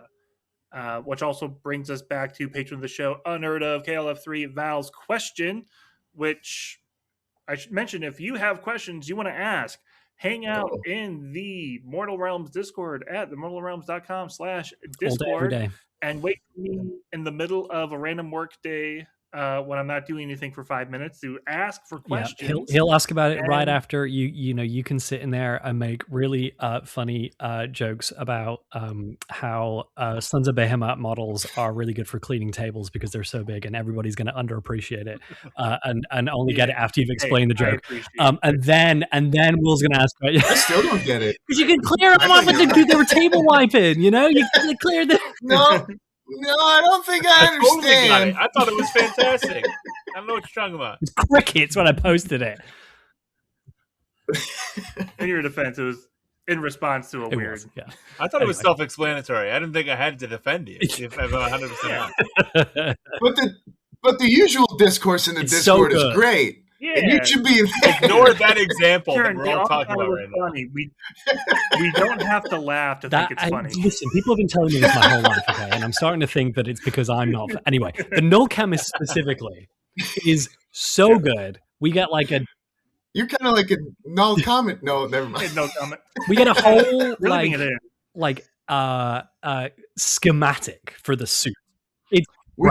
It reminded me of like the old kids books Yeah. with like a cross section of like animals and stuff like that. They're like, look at what this part does. Like, yeah, it was such a great page. Real quick, Val's question was any interesting tidbits regarding their engineering, which is yes, which is this diagram. Yep. We're told that the null stone is like pumped as a gas. It's like a null gas in the suit, but it would, because you only find null stone in the etheric void, which is basically space between the realms, it is like freezing, and so they have to, the gas is pumped inside their suit, but then they also have like a suit inside of that protects them from the freezing gas. So it's this really cool, like the gas is around them and they're inside this suit, and then there's another suit, and it's like, and then they can also, as Will said, like weaponize that as this like freeze gun that they can like spray out the null spray as an offensive tool. I love it. It just felt like reading like how it, like all of those operational pieces of it. It made me think that somebody was just like, what if they use liquid nitrogen and then they just reverse engineered a whole story about like how it works through especially there. because it's like I don't know if we've seen nullstone be a gas before, and it totally feels like they're like, how can we make it? Yeah. It can't be a gas, right? Yeah. Well, what do you think planet? What do you think Jupiter is? I'm going to clip this with Spencer, and she's going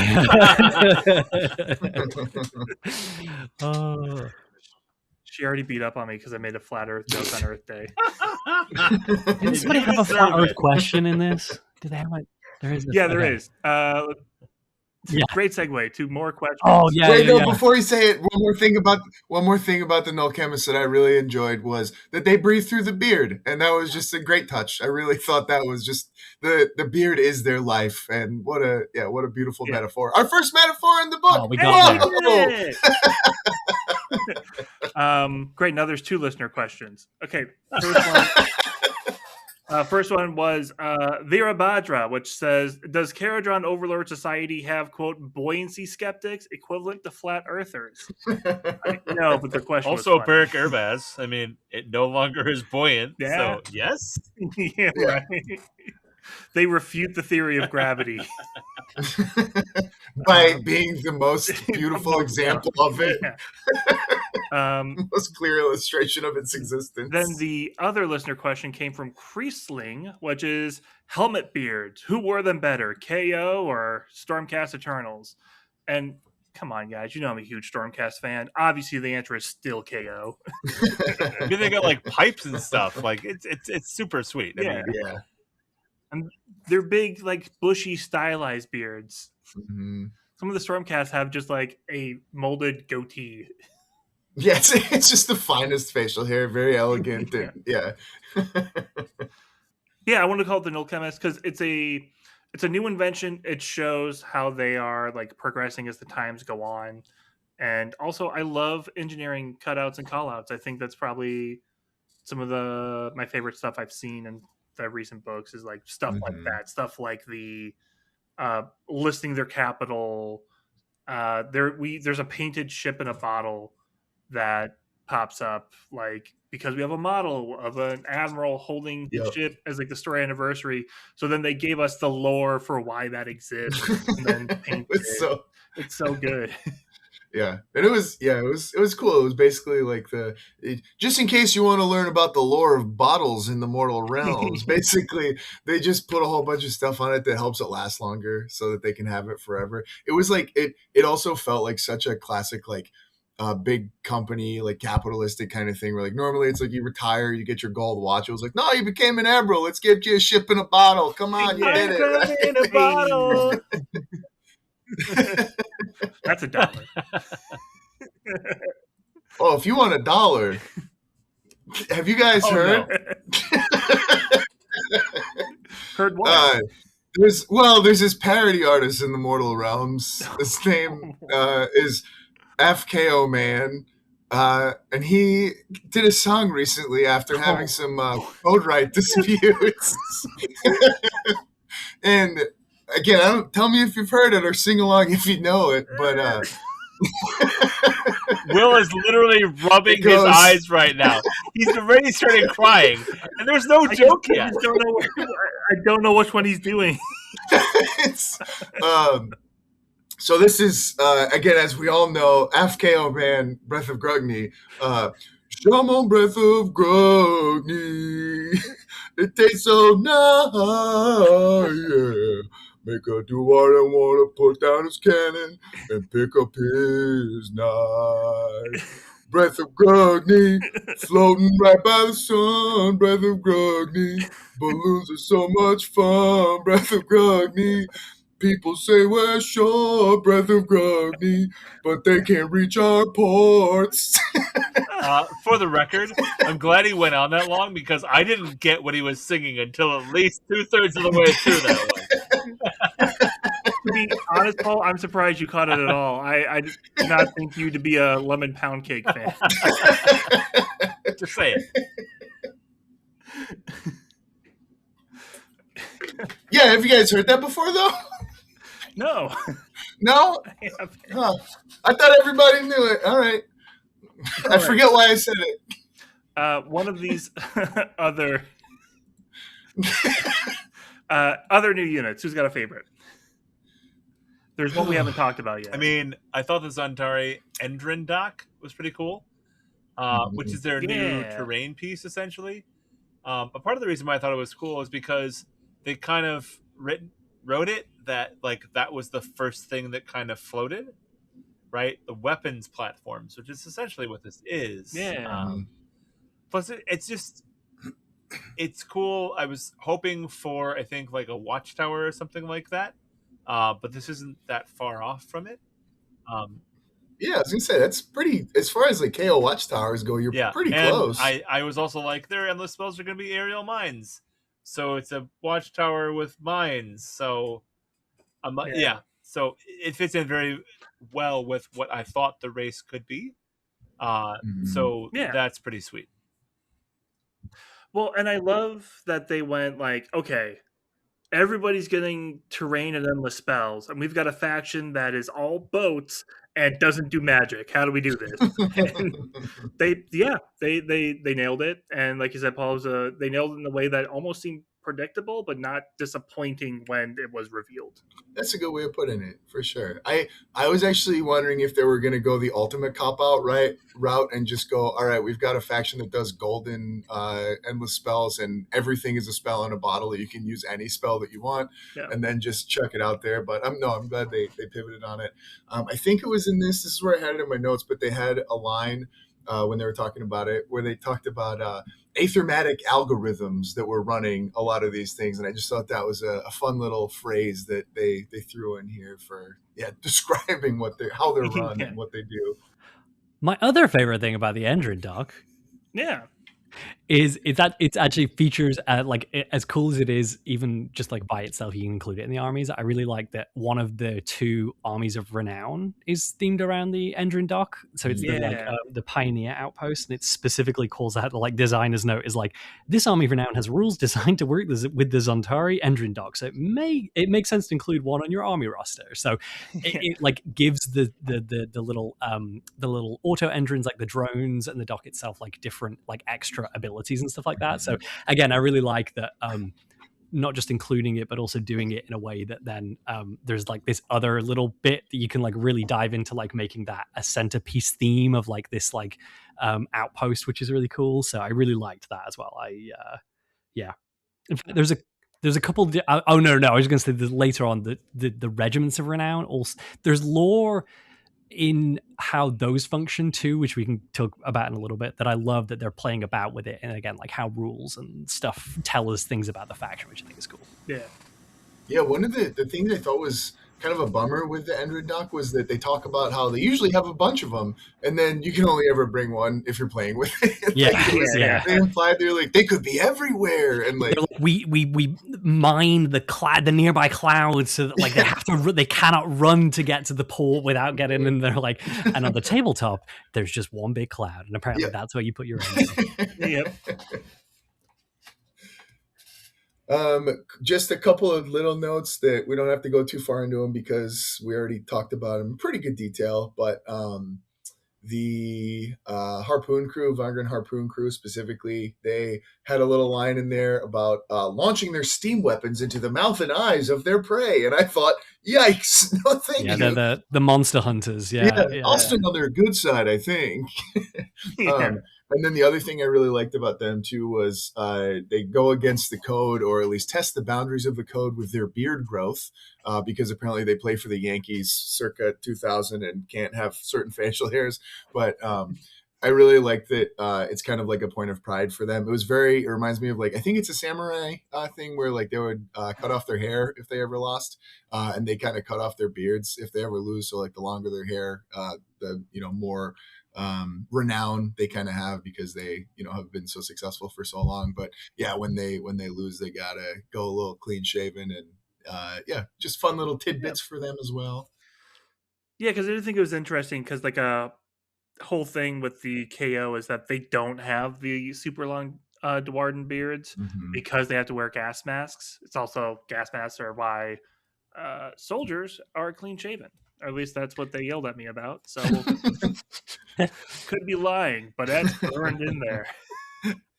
And so the fact that they have these long beards, like, it almost makes them more like true Dwarden than the rest of Kharadron society. So by breaking the code, they are actually adhering to their older ways of life. Yeah, that's cool. I didn't think about it like that. I like that. Another just random aside from another model that we talked a bunch about was the code right. One of my favorite little bits that they had in there was they keep some of their little tablets of their favorite bits of the code on them, and they hand them out in all kinds of scenarios. Sometimes they use it in, like, the middle of a conversation, and they go, well, how about you check this out? Like, you've activated my trap card. Exactly. That part. And then they also talked about them using them as, like, business cards as well, which I thought was a very fun, like, hey, just like some guy, like the American equivalent would be like, hey, I've got the preamble to the Constitution written on a business card, and I hand it out to everybody. That's the preamble guy? What are you doing, dude? Just fun little lore pieces that I appreciate when they stick them in there. Well, and there's a fun story about the code rights of Beric Mornar, because they'll do the same thing. They'll throw out, like, bits of code and quote it, and everyone who's in the tavern with them is like, I have no idea if that's real or not, but I'm drunk enough to not care. Speaking of Beric Mornar, do we want to move on to the subfactions specifically? We've kind of touched on some of them as we've gone on, but we can kind of, like, kind of go through them a little bit. Break them down a little bit. Let's do it. So Beric Mornar, as we mentioned, the only skyport outside of Shimon. They have moved into Ulgu, so it's known as the City of Shadow.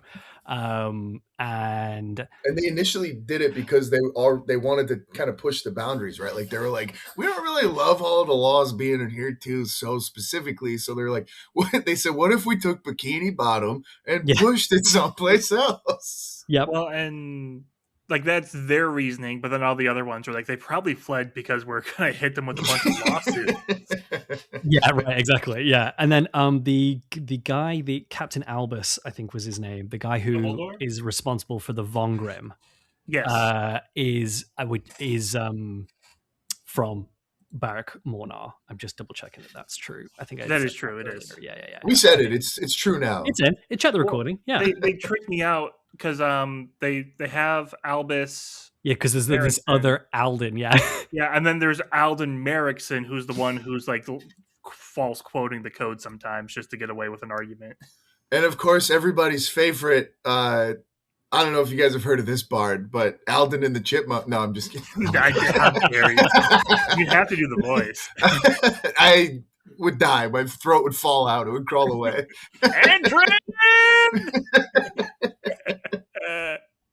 Andrew! Wow, pull out for a second time. I'll admit it. This deep in, I'm only now realizing what it is you were trying to say. You thought I was just making up nonsense. I thought you were just. Can I be honest? I still don't know. Like in Rocky. He goes, Adrian! I thought saying Adrian. I literally repeated it. It was a different word. Well, I'm glad we've all arrived at the station now. We got there. Journey. Growth. And Kieran, as you were saying earlier, I know what it's like when people don't get your jokes when you make them. There you go. They deserve Lies. credit. You guys are like, why does he want to use that for his pun? What is he talking about? Oh man. There's just so many bits of like American culture that I don't get, that I just assume when I don't get something on the podcast that it's like, Fair. this is the thing that everyone's going to be like, duh, this. Like Kieran, I totally and get Will it. doesn't know. Yeah, Will has no excuse whatsoever. I've only seen Rocky 5, so I haven't seen any of them. I just know that bit. He's got a droopy face and he goes.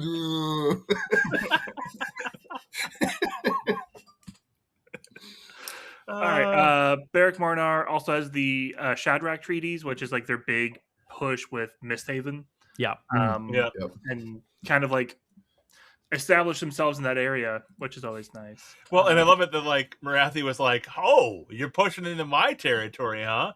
We're gonna knock you out of the sky." And then all of a sudden, Misthaven shows up, and they're like, "Yeah, no." And she's like, "Okay, I guess we're cool. Like, I totally didn't want you to leave.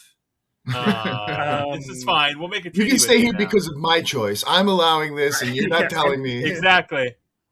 Well, I love because like they used illusion magic to make like the ground look terrifying and like daunting and like don't come here, it's scary. And they're like, we're not touching the ground. You're like, The great. ground is none of our business. I'm not touching you. The floor is lava. I'm really good at that game.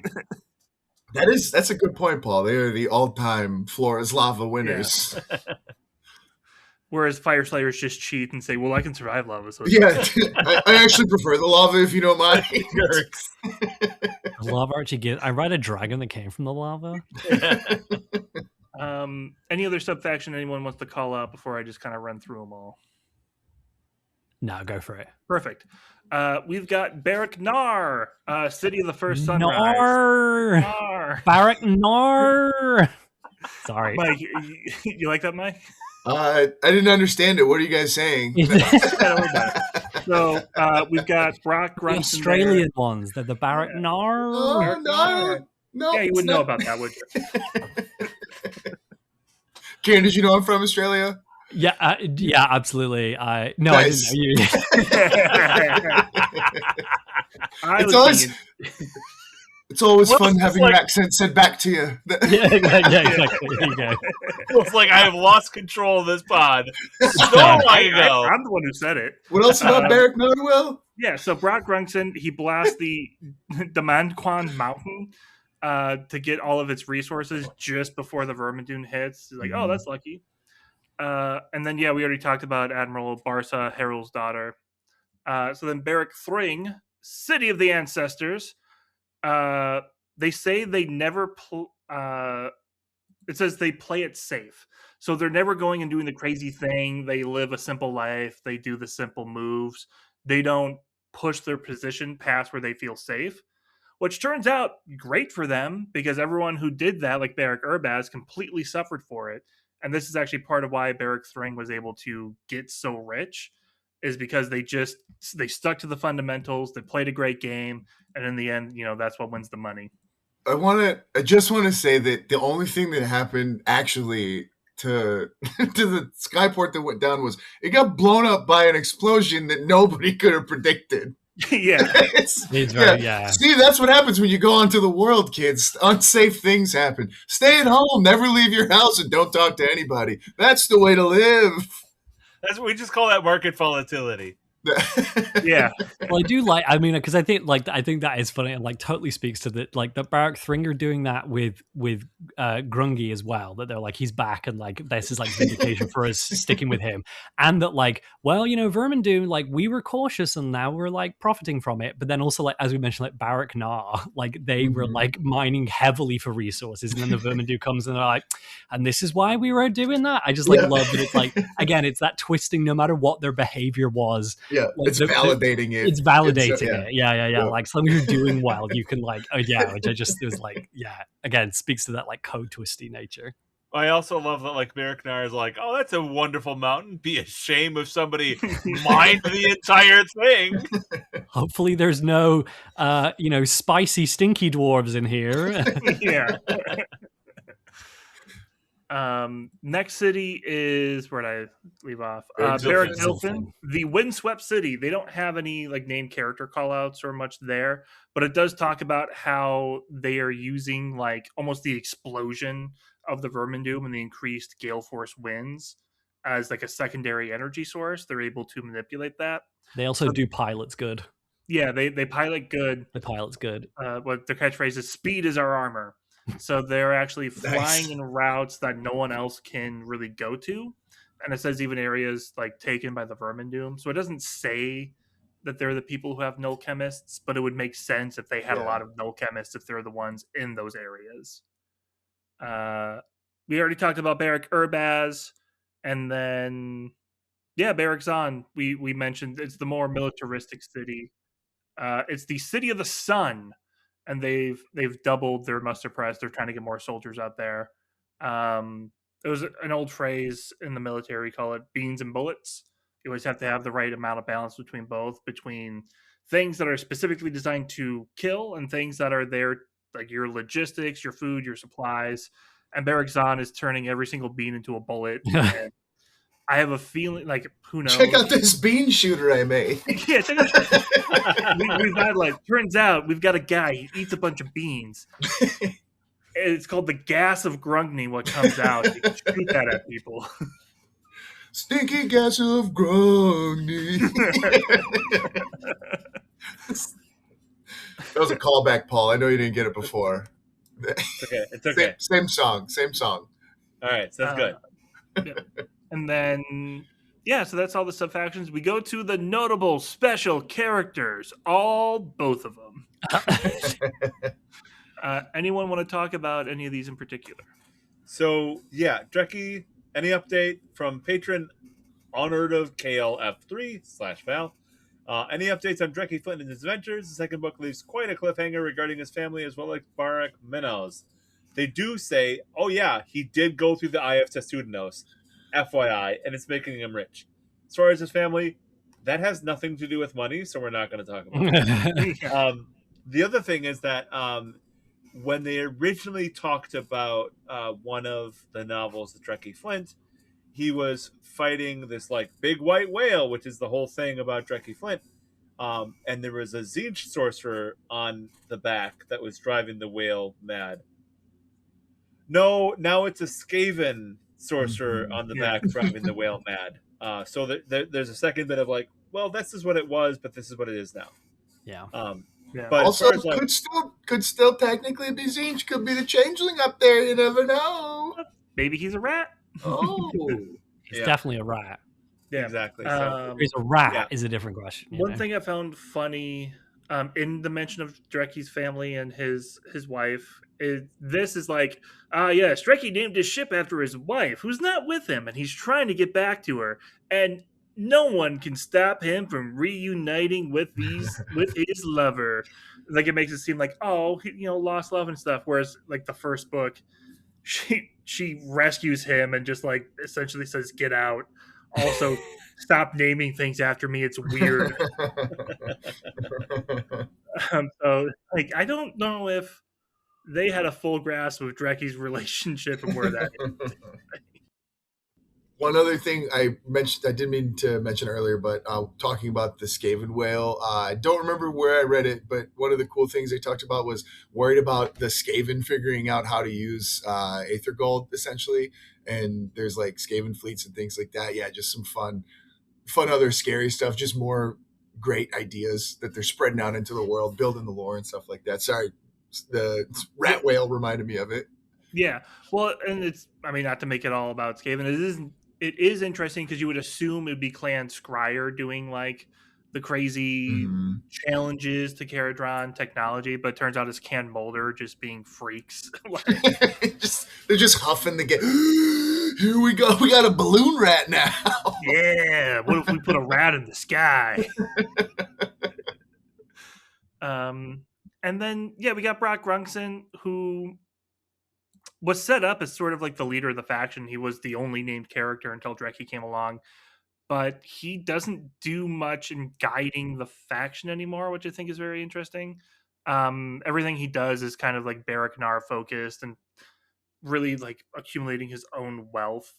And it's interesting to again have a faction in this setting that is devoted to the gods and these great named people leading them, and having a faction that doesn't have any equivalent, and they don't want one. When it comes to Brumney, they truly do not want him there because he left, and they were able to survive on their own. And in their mind, surviving on their own without a main faction or leader is exactly what he probably would have wanted anyways. So congratulations, you played Full yourself. circle. Yeah. And that was Will. I just wanted to point out, I can't remember if you said it or not, but that did point out, or that did answer question from Crisling. To what degree do the named characters with models influence the direction of the faction? Did you say it? I don't know if you said it. You answered it very directly. I did not ask the question, so I'm glad you brought that up. You did a great job of answering a question that apparently nobody asked at the time, but yeah. But yeah, that's your answer, Crisling. They don't. Yeah, they're doing their own thing, but everybody's kind of moving in their own direction of doing their own thing with a Skaven flavor underneath. Yeah. Mostly. And then there are other listener questions that were not covered above. Patron of the show, Domir, asks, was the Battletome riveting? That one feels kind of bolted on. What was your favorite change and or update? Paul sounds like he really enjoyed the things that they tried to sneak through after a couple of Battletomes, especially with all the sorcerers. I mean, my favorite thing is that they actually destroyed a city. That was pretty sweet. Yeah, that is very sweet. I liked that it was so every time we've gotten new units and stuff for them, it is always like backfilling things that like existed in society. We just didn't see a model for them yet. I liked that it was wholly new things they needed to invent or embrace in order to survive the latest grand event, the Skaven crisis. And it shows that this is a living city setting that is moving forward.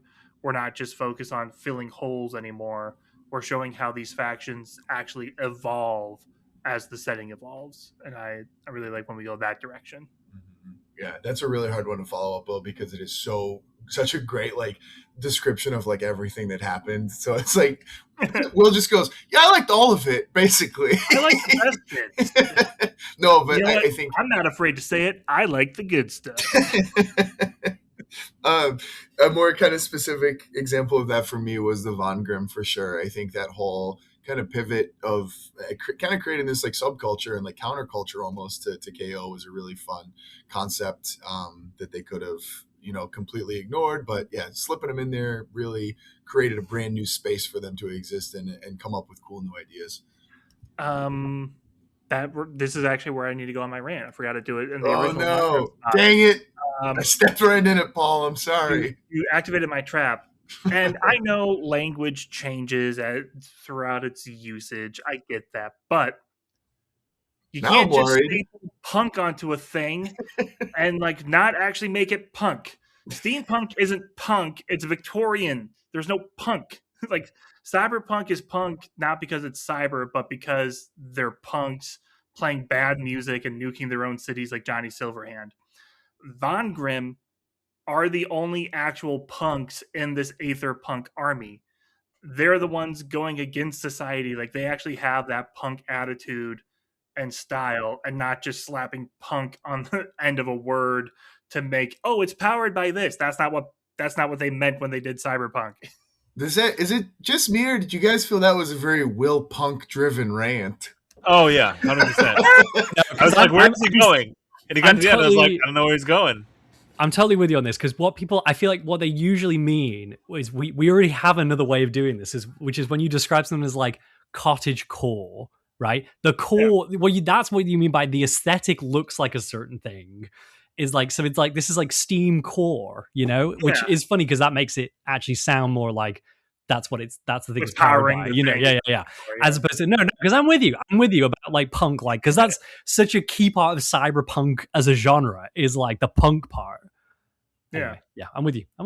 Yeah. So that's my little rant. Are we Aether core then?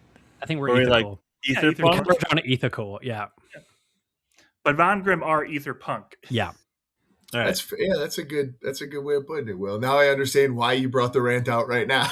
Because you're the one who's mentioned that they want to rail against society. I'm like, wait, yeah. They punked everybody. Hey, where's Ashton? Guys! Ashton Kutcher. Kutcher.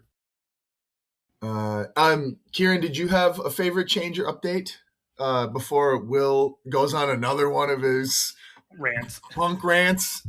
I have a favorite changer update. I really liked seeing I'm glad they kept the little like the wealth bit, the like ranking of them, that was done in a way that was like, oh yeah, like we don't usually in Age of Sigmar, we don't usually get concrete stuff like that, like concrete numbers, concrete like ranking, anything, truly.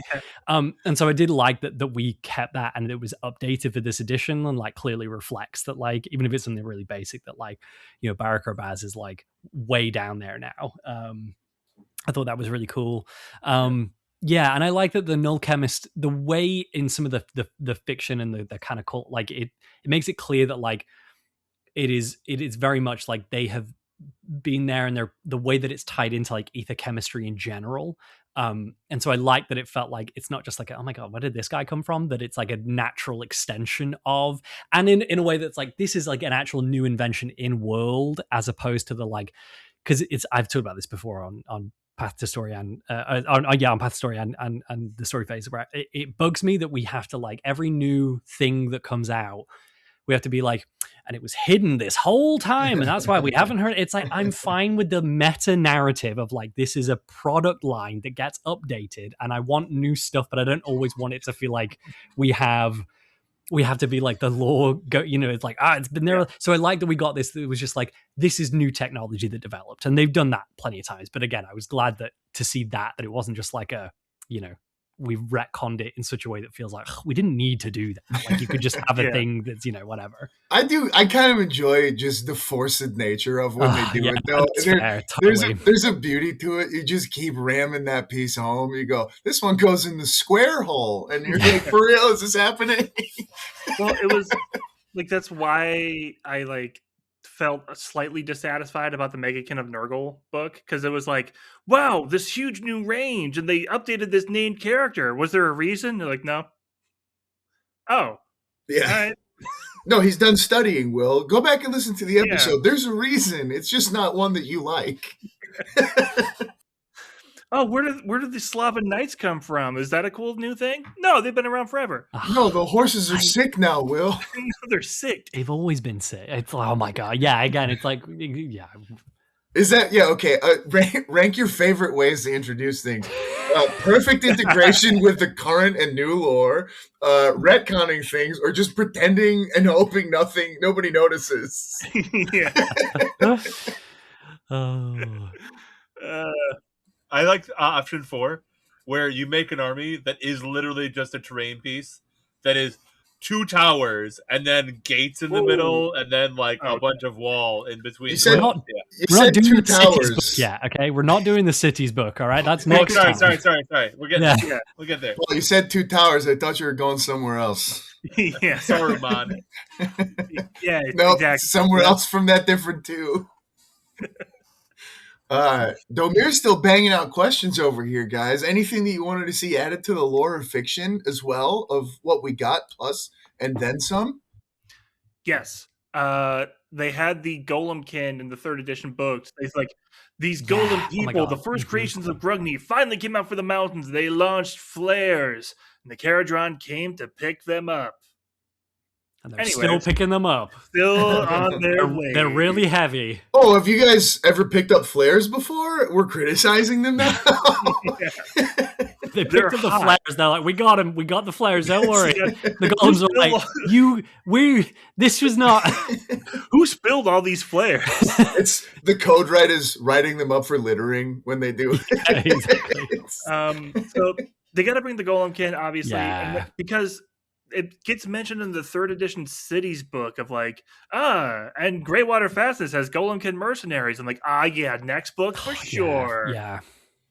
No, but next book for sure. Yeah. That's when they're for sure. It feels like one of those. It's a shame because like they got a bigger release this time round, and it feels like they're saving the Golemkin for like a bigger KO, like having a moment where it's like there's sort of a couple of kits. But then I'm just like, but if it wasn't this, like when? Because it's not like KO were one of those factions that you're like, they're really gonna like feature heavily, because like that's not really like the lore that they have. Like maybe that'll change, but like they're I think the fact that the major skyports are only in Shimon and now one in Ulgu does mean that like when our narrative focuses around like Akshi or Gairan, like as it traditionally has, or even like Gur, it means that like that the major story arcs, like you can have like KO characters come in and do stuff, but like it's they're not as bigger players in like the main story of what's happening in a specific edition in a way that I feel like a big release lends itself to. Now that might be, who knows, like they could just do that next edition where they're still not, a big like, we're not in Shimon in our main narrative and they still do like a Golem release. But yeah, it's like I really want to see that. It feels like they're saving, and it is like, just give it to us. Just give us golems, please. Like, it doesn't need to tie into just give us golems. Kieran, I want to critique one thing you said. You said most of them are in Shimon. There is now one on Shimon. It was like, as you were saying, no, I said there was one in Ulgu, and then you totally got me. Yeah, absolutely. Yep, so good. I want to see single Dwarden craft. They mentioned it in one of the Dreki Flint novels, and now I want to see that. Oh yeah, I really like the Von Grimm, partly because of their lore, but also their like the aesthetics that it brings to the KO. Because I think KO, especially in first and second ed, were they in first ed again? I wasn't playing at EOS. It was towards the end. More like the middle. Okay, they weren't like initial release, but it was like the first year or two. But they suffered from the thing that the Fire Slayers still suffer from, which we've talked about a lot with the Fire Slayers, where like the range felt very like. I was like even pulling up in the 3rd edition, there's a little page where it's like showing the models, like the showcase, and it like has, the Ether Chemist and the Navigator and the Arkanaut Admiral, and they're just like, they're the same model. Like they are like, I not playing this army. If you asked me, if you put all of those, I could probably give it a good, but you know what I mean? Like there's nothing like that really makes them feel very different. And the Von Grimm, part of the reason I love them so much is they are totally different. Like the aesthetic is like the grin, like the pirates. They're like, they're you can see their faces, their arms are out. Like there's just something about it that feels so vibrant and like really, really breathes some fresh air into the KO, which I think like the Code Right and Dreki really helped with in 3rd edition as well. Like I think that those models, like even just the two of them, really helped to feel like, oh, this isn't just like another metal dwarf with a metal beard. And like I know a lot of people really like what's the other guy's name, the Brock. Brock Grungson. I know a lot of people really like that model. I hate it. It might be my least favorite AOS model. It's over the top for me in a way that I don't find fun. Like the beard with the guns and the top hat. And I'm just like, this is just like, whereas something like the Code Right or like, I don't know. There's I like that we're getting KO that aren't just like, you paint them all the same way, which is like in their metal Endrin suits. And that's kind of it. So I would like to see more of that too. I think a great example of that idea, that like a faction that does it really well is Gloomspite. It's all the same little green goblins, and they do such a great job of making them feel individualized and ignoring the Troggoths and things like that. But like you really feel like they're doing different jobs. They're here for different reasons by still using the same little dudes. And I think it's harder with KO maybe just because their innovation just kind of feels less necessitated. Like they aren't very independent. And so you don't have like goblins going like, we need the spiders' help. Now we need the wolves' help. Now we need the help of these other, but again, I definitely get where you're coming from with it though. No, and I think you're so right. Like Gitz is such a good example of that, where it is like, it's the same archetype. The most characterful faction that they've made basically is a good example. Yeah, so full of flavor, like so good. Like you could pull somebody in who doesn't play any war game, frankly, and be like, put a bunch of the Gits units on the table and be like, which of these guys go together? And you could like pretty easily be like, oh yeah, like these look like, and then you do the same with the KO, and it's like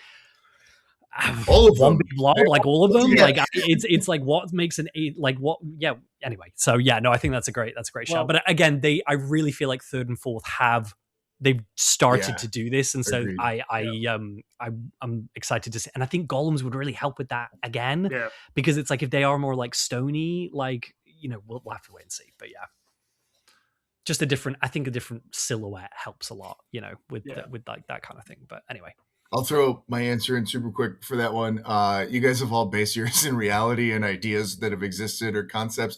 I don't know any of those, but I would love to see a Dwarden Death Star chilling on the battlefield, just like a murder ball rolling around. I think that'd be very fun to see. Like a huge centerpiece, because I know like they're big ship, but I like let's do a bigger ship. Like AOS centerpieces have grown since that initial what is it, the frigate, the biggest one? I always forget like whatever the biggest ship, the Ironclad. Yeah.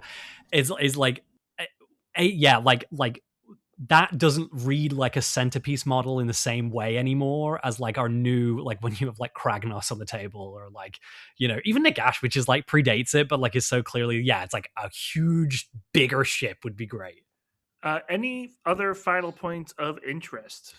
Yeah, I would love to mention, I mentioned that there's a cool bit of storytelling and like world building in the Regiments of Renown that I really like, because like this is kind of how we do allies in this edition.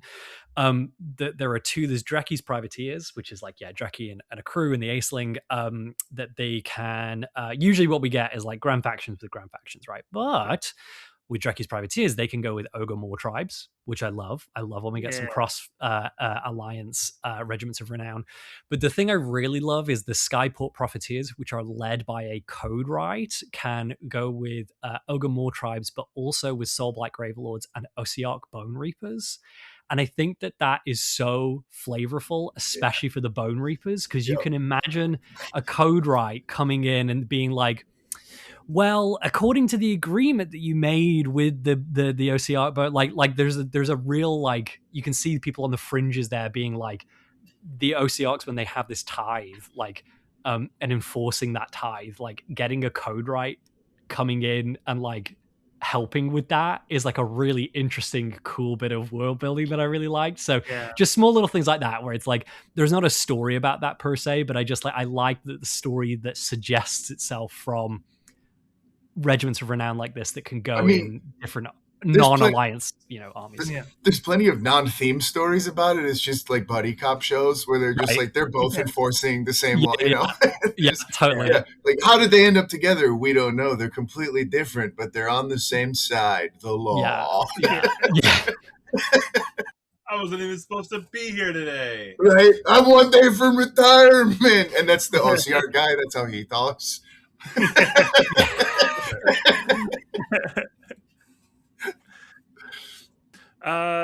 Then there are some good Black Library examples of what you can do with the Kharadron Overlords. I'm actually going to go ahead and pitch C.L. Warner's books, which are Overlords of the Iron Dragon and Prophet's Ruin. Overlords of the Iron Dragon is very much like early AOS, like the faction just came out, so everything's still a little bit like not cemented. But I still think it's a good book about a crew on a ship trying to do cool things. It's also features Flesh Eater Courts as bad guys in a handful of chapters, so I'm always there for that. But I also I really like Prophet's Ruin because it really felt like a swashbuckling adventure story, and it also had a Skaven rocket ship that they're trying to build and take off while on this like floating sky island, which is always fun. I haven't read it, but I'll recommend the Arknaut's Oath just because I have a copy if anybody wants to borrow it. It belongs to me. How dare you? No, it's great. If you need something like, again, I haven't read it, but I can give you what I've done with it. And if you need it to take up space on a shelf for 2.5 years, it's great. It fits. It's perfectly rectangular. It takes up the perfect amount of space you need on a bedside table. Between you and great. Josh, like a third of my books are out to Warcry people that don't read it. I read 2 of them last year. I gave them back even. But anyway, it's a great book. Can't recommend it enough. Specifically, the copy I have. Yeah. Yeah. If you want a copy, you can message Mike on the Discord. And I will send it to you, no matter where you live. It's hardcover. I'll pay the shipping. Pay the import fee. This one says they live in Barrack Urbaz. Uh-oh. They still delivering mail there? It's like, do they mean the fleet or the ruins? I'm gonna have to return to sender. Is it not specific enough? I need your zip code. What's your zip code there? Was it good though, Paul? Was it a good book? It's a great book. Ghosts of Barak Minas is also fantastic. They're my new version of the Spear of Shadows, which is this like realm-spanning adventure novel. Both of them are absolutely fantastic. They got really good characters. They are definitely swashbuckling adventure stories. So I highly recommend both of them. Actually, and that just reminded me too, I want to go back to things that I wish that we got. I really expected to get Dreckie Flint's crew models with this release. I totally forgot to that bring does up. feel like a... It was like, because they said they're like, we got like 6 or 7 more of these crews planned, and then we got Kato, we got Brand's crew, and it's just like, KO's coming up. I wonder who they're gonna do. And they go, no, nothing. What are you talking about? But yeah, I'd love to see them. I don't know any of the characters. Again, they're all hidden within a 1 inch by 6 inch by 4 inch. Like, I have no way of finding out about these characters. I would buy any model you tell me is in model release is the only way I'm going to find out about who they are. It's what I need to get started, so. And then, I'll just toss out Warhammer Adventures. The kids' version had a book on the Kharadron, which, they're good books, good read, especially for youngins. And then Stormvault by Andy Clark. Oh, sorry, I should say Flight of the Kharadron, the Warhammer Adventures, was by Tom Huddleston. Not Hiddleston. Not Hiddleston. We've done enough Marvel already this episode. But then Stormvault by Andy Clark is good. They're not the main faction, but the book follows like 4 different groups, and they are one of them. And it's really interesting how they balance that profit versus like risk in an actual like full scale battle scenario. I think it's one of the first books we see that in from their POV. Normally it's just like they're off to the side, like with God Eater's Son. Like they exist and they're in the battle, but we don't really see the decisions that they're making that we do in Stormvault. Which brings us to our review and highlights. Just going to go down the list, starting with Paul. I'm going to go with 7 out of 8 Spider Legs. Not because there was anything particularly wrong with this book. This book was fantastic. Real meaningful stuff happened. New cool lore was written. The only reason I would say it's not 8 out of 8 is just because it's not a new faction. Dang, that's a high bar. You gotta. Hey, sorry, you can't get a full score unless you're brand new. Yeah, pretty much. They're all gonna put fake mustaches on. It's the Kharadron Overlords. Because the thing that I love is like when you have something that just completely fits that you've never even thought about before. Mm-hmm. And this was so close. So yeah, it's awesome. I get you. I see where you're coming from. Next is Kieran. I'm going to give it a solid 15 out of 18 seats on the Geldrad. Yes, I did add those up in my calculator app based on the delegates from the 6 major factions while we were speaking. You needed a calculator for that? Sure did. There's a reason I'm a historian and not anything else. I'm really good with languages, not with math. Yeah, I really like this book. I just I think as we were talking towards the end there just is like I just need a little more from the KO. Like I really the Barrack Urbaz I think is really compelling. Like the crash, the ruin, like I really like that. But I think I'm put off just a touch by it keeps saying that all these major events in the Mortal Realms that like we are watching happen edition to edition like affecting them, and it like really tanks their economy, and like there's less ether gold because like they're corrupting it's it's like the Vermindoom, and before that the Necroquake, and like Be'lakor. And yet like again the numbers have gone up, like they're richer than they ever. And like yes, there's some examples of like why and like how that's happening, but like it felt like there were parts of the book that were slightly like contradicting each other in a way that was just like, but like, are they suffering like in a way that like they it says that they are, or so anyway, but I overall, like, that is such a minor thing, and I really did like this book, and I think that the KO have only continued to go up in my estimations as a faction, so I'm really excited for next edition too. And then Mike. Yeah, jumping off Kieran's idea, I just added up all of the capital total from that chart as well, and I was gonna, so I'm gonna give it 547 trillions. No, those are there's a lot of numbers in there. I'm gonna give it, I'm gonna give it 6 out of 6 Saint Ballunatics.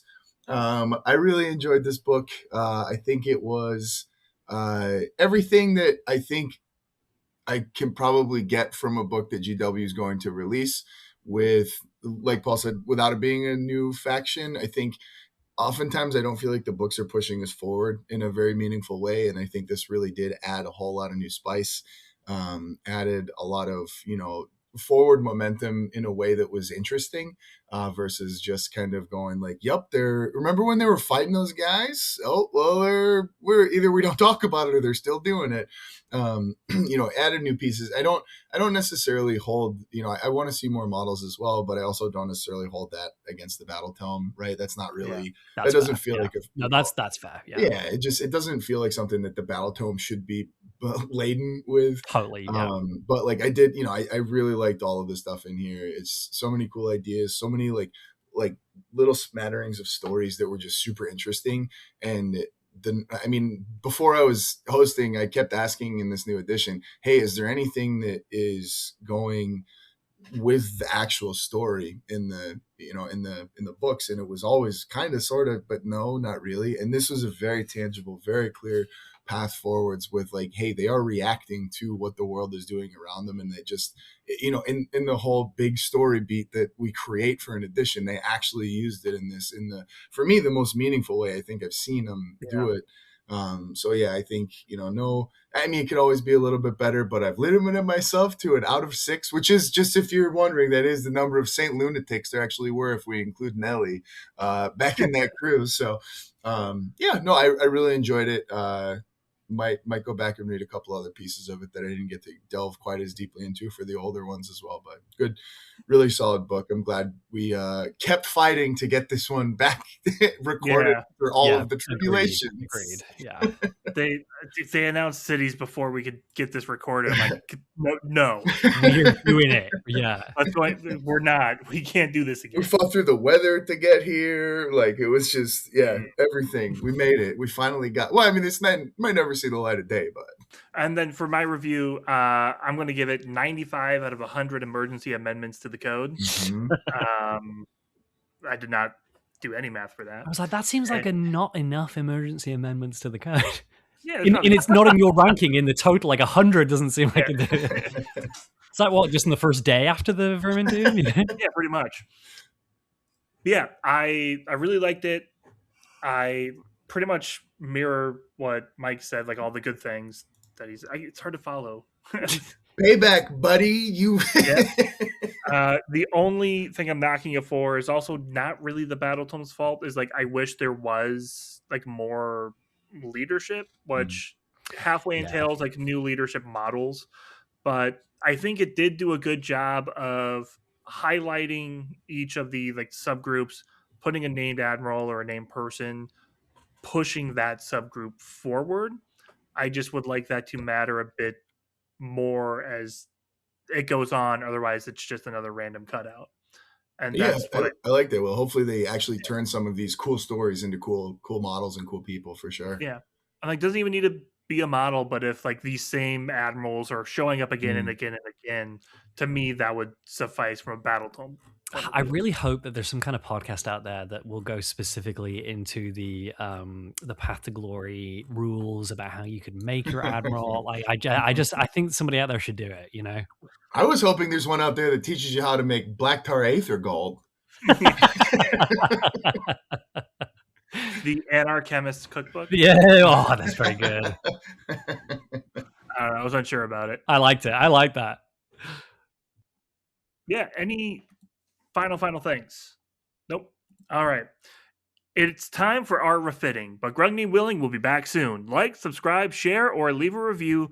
Join us on Discord. Drop some Ether Gold on our Patreon. Anything you can do will spread the word of the code farther than we can on our own. Chat with us anytime about your thoughts on social media. Paul, where can they find you? At PJ Shard. Kieran. Find me at _magpie paints on Instagram.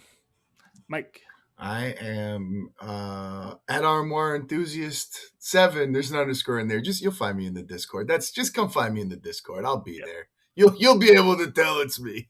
I got a SpongeBob profile picture. It's fine. I'll never change. And you can find me at Sever. And you can find all of our Mortal Realms shows and content at www.themortalrealms.com. Thank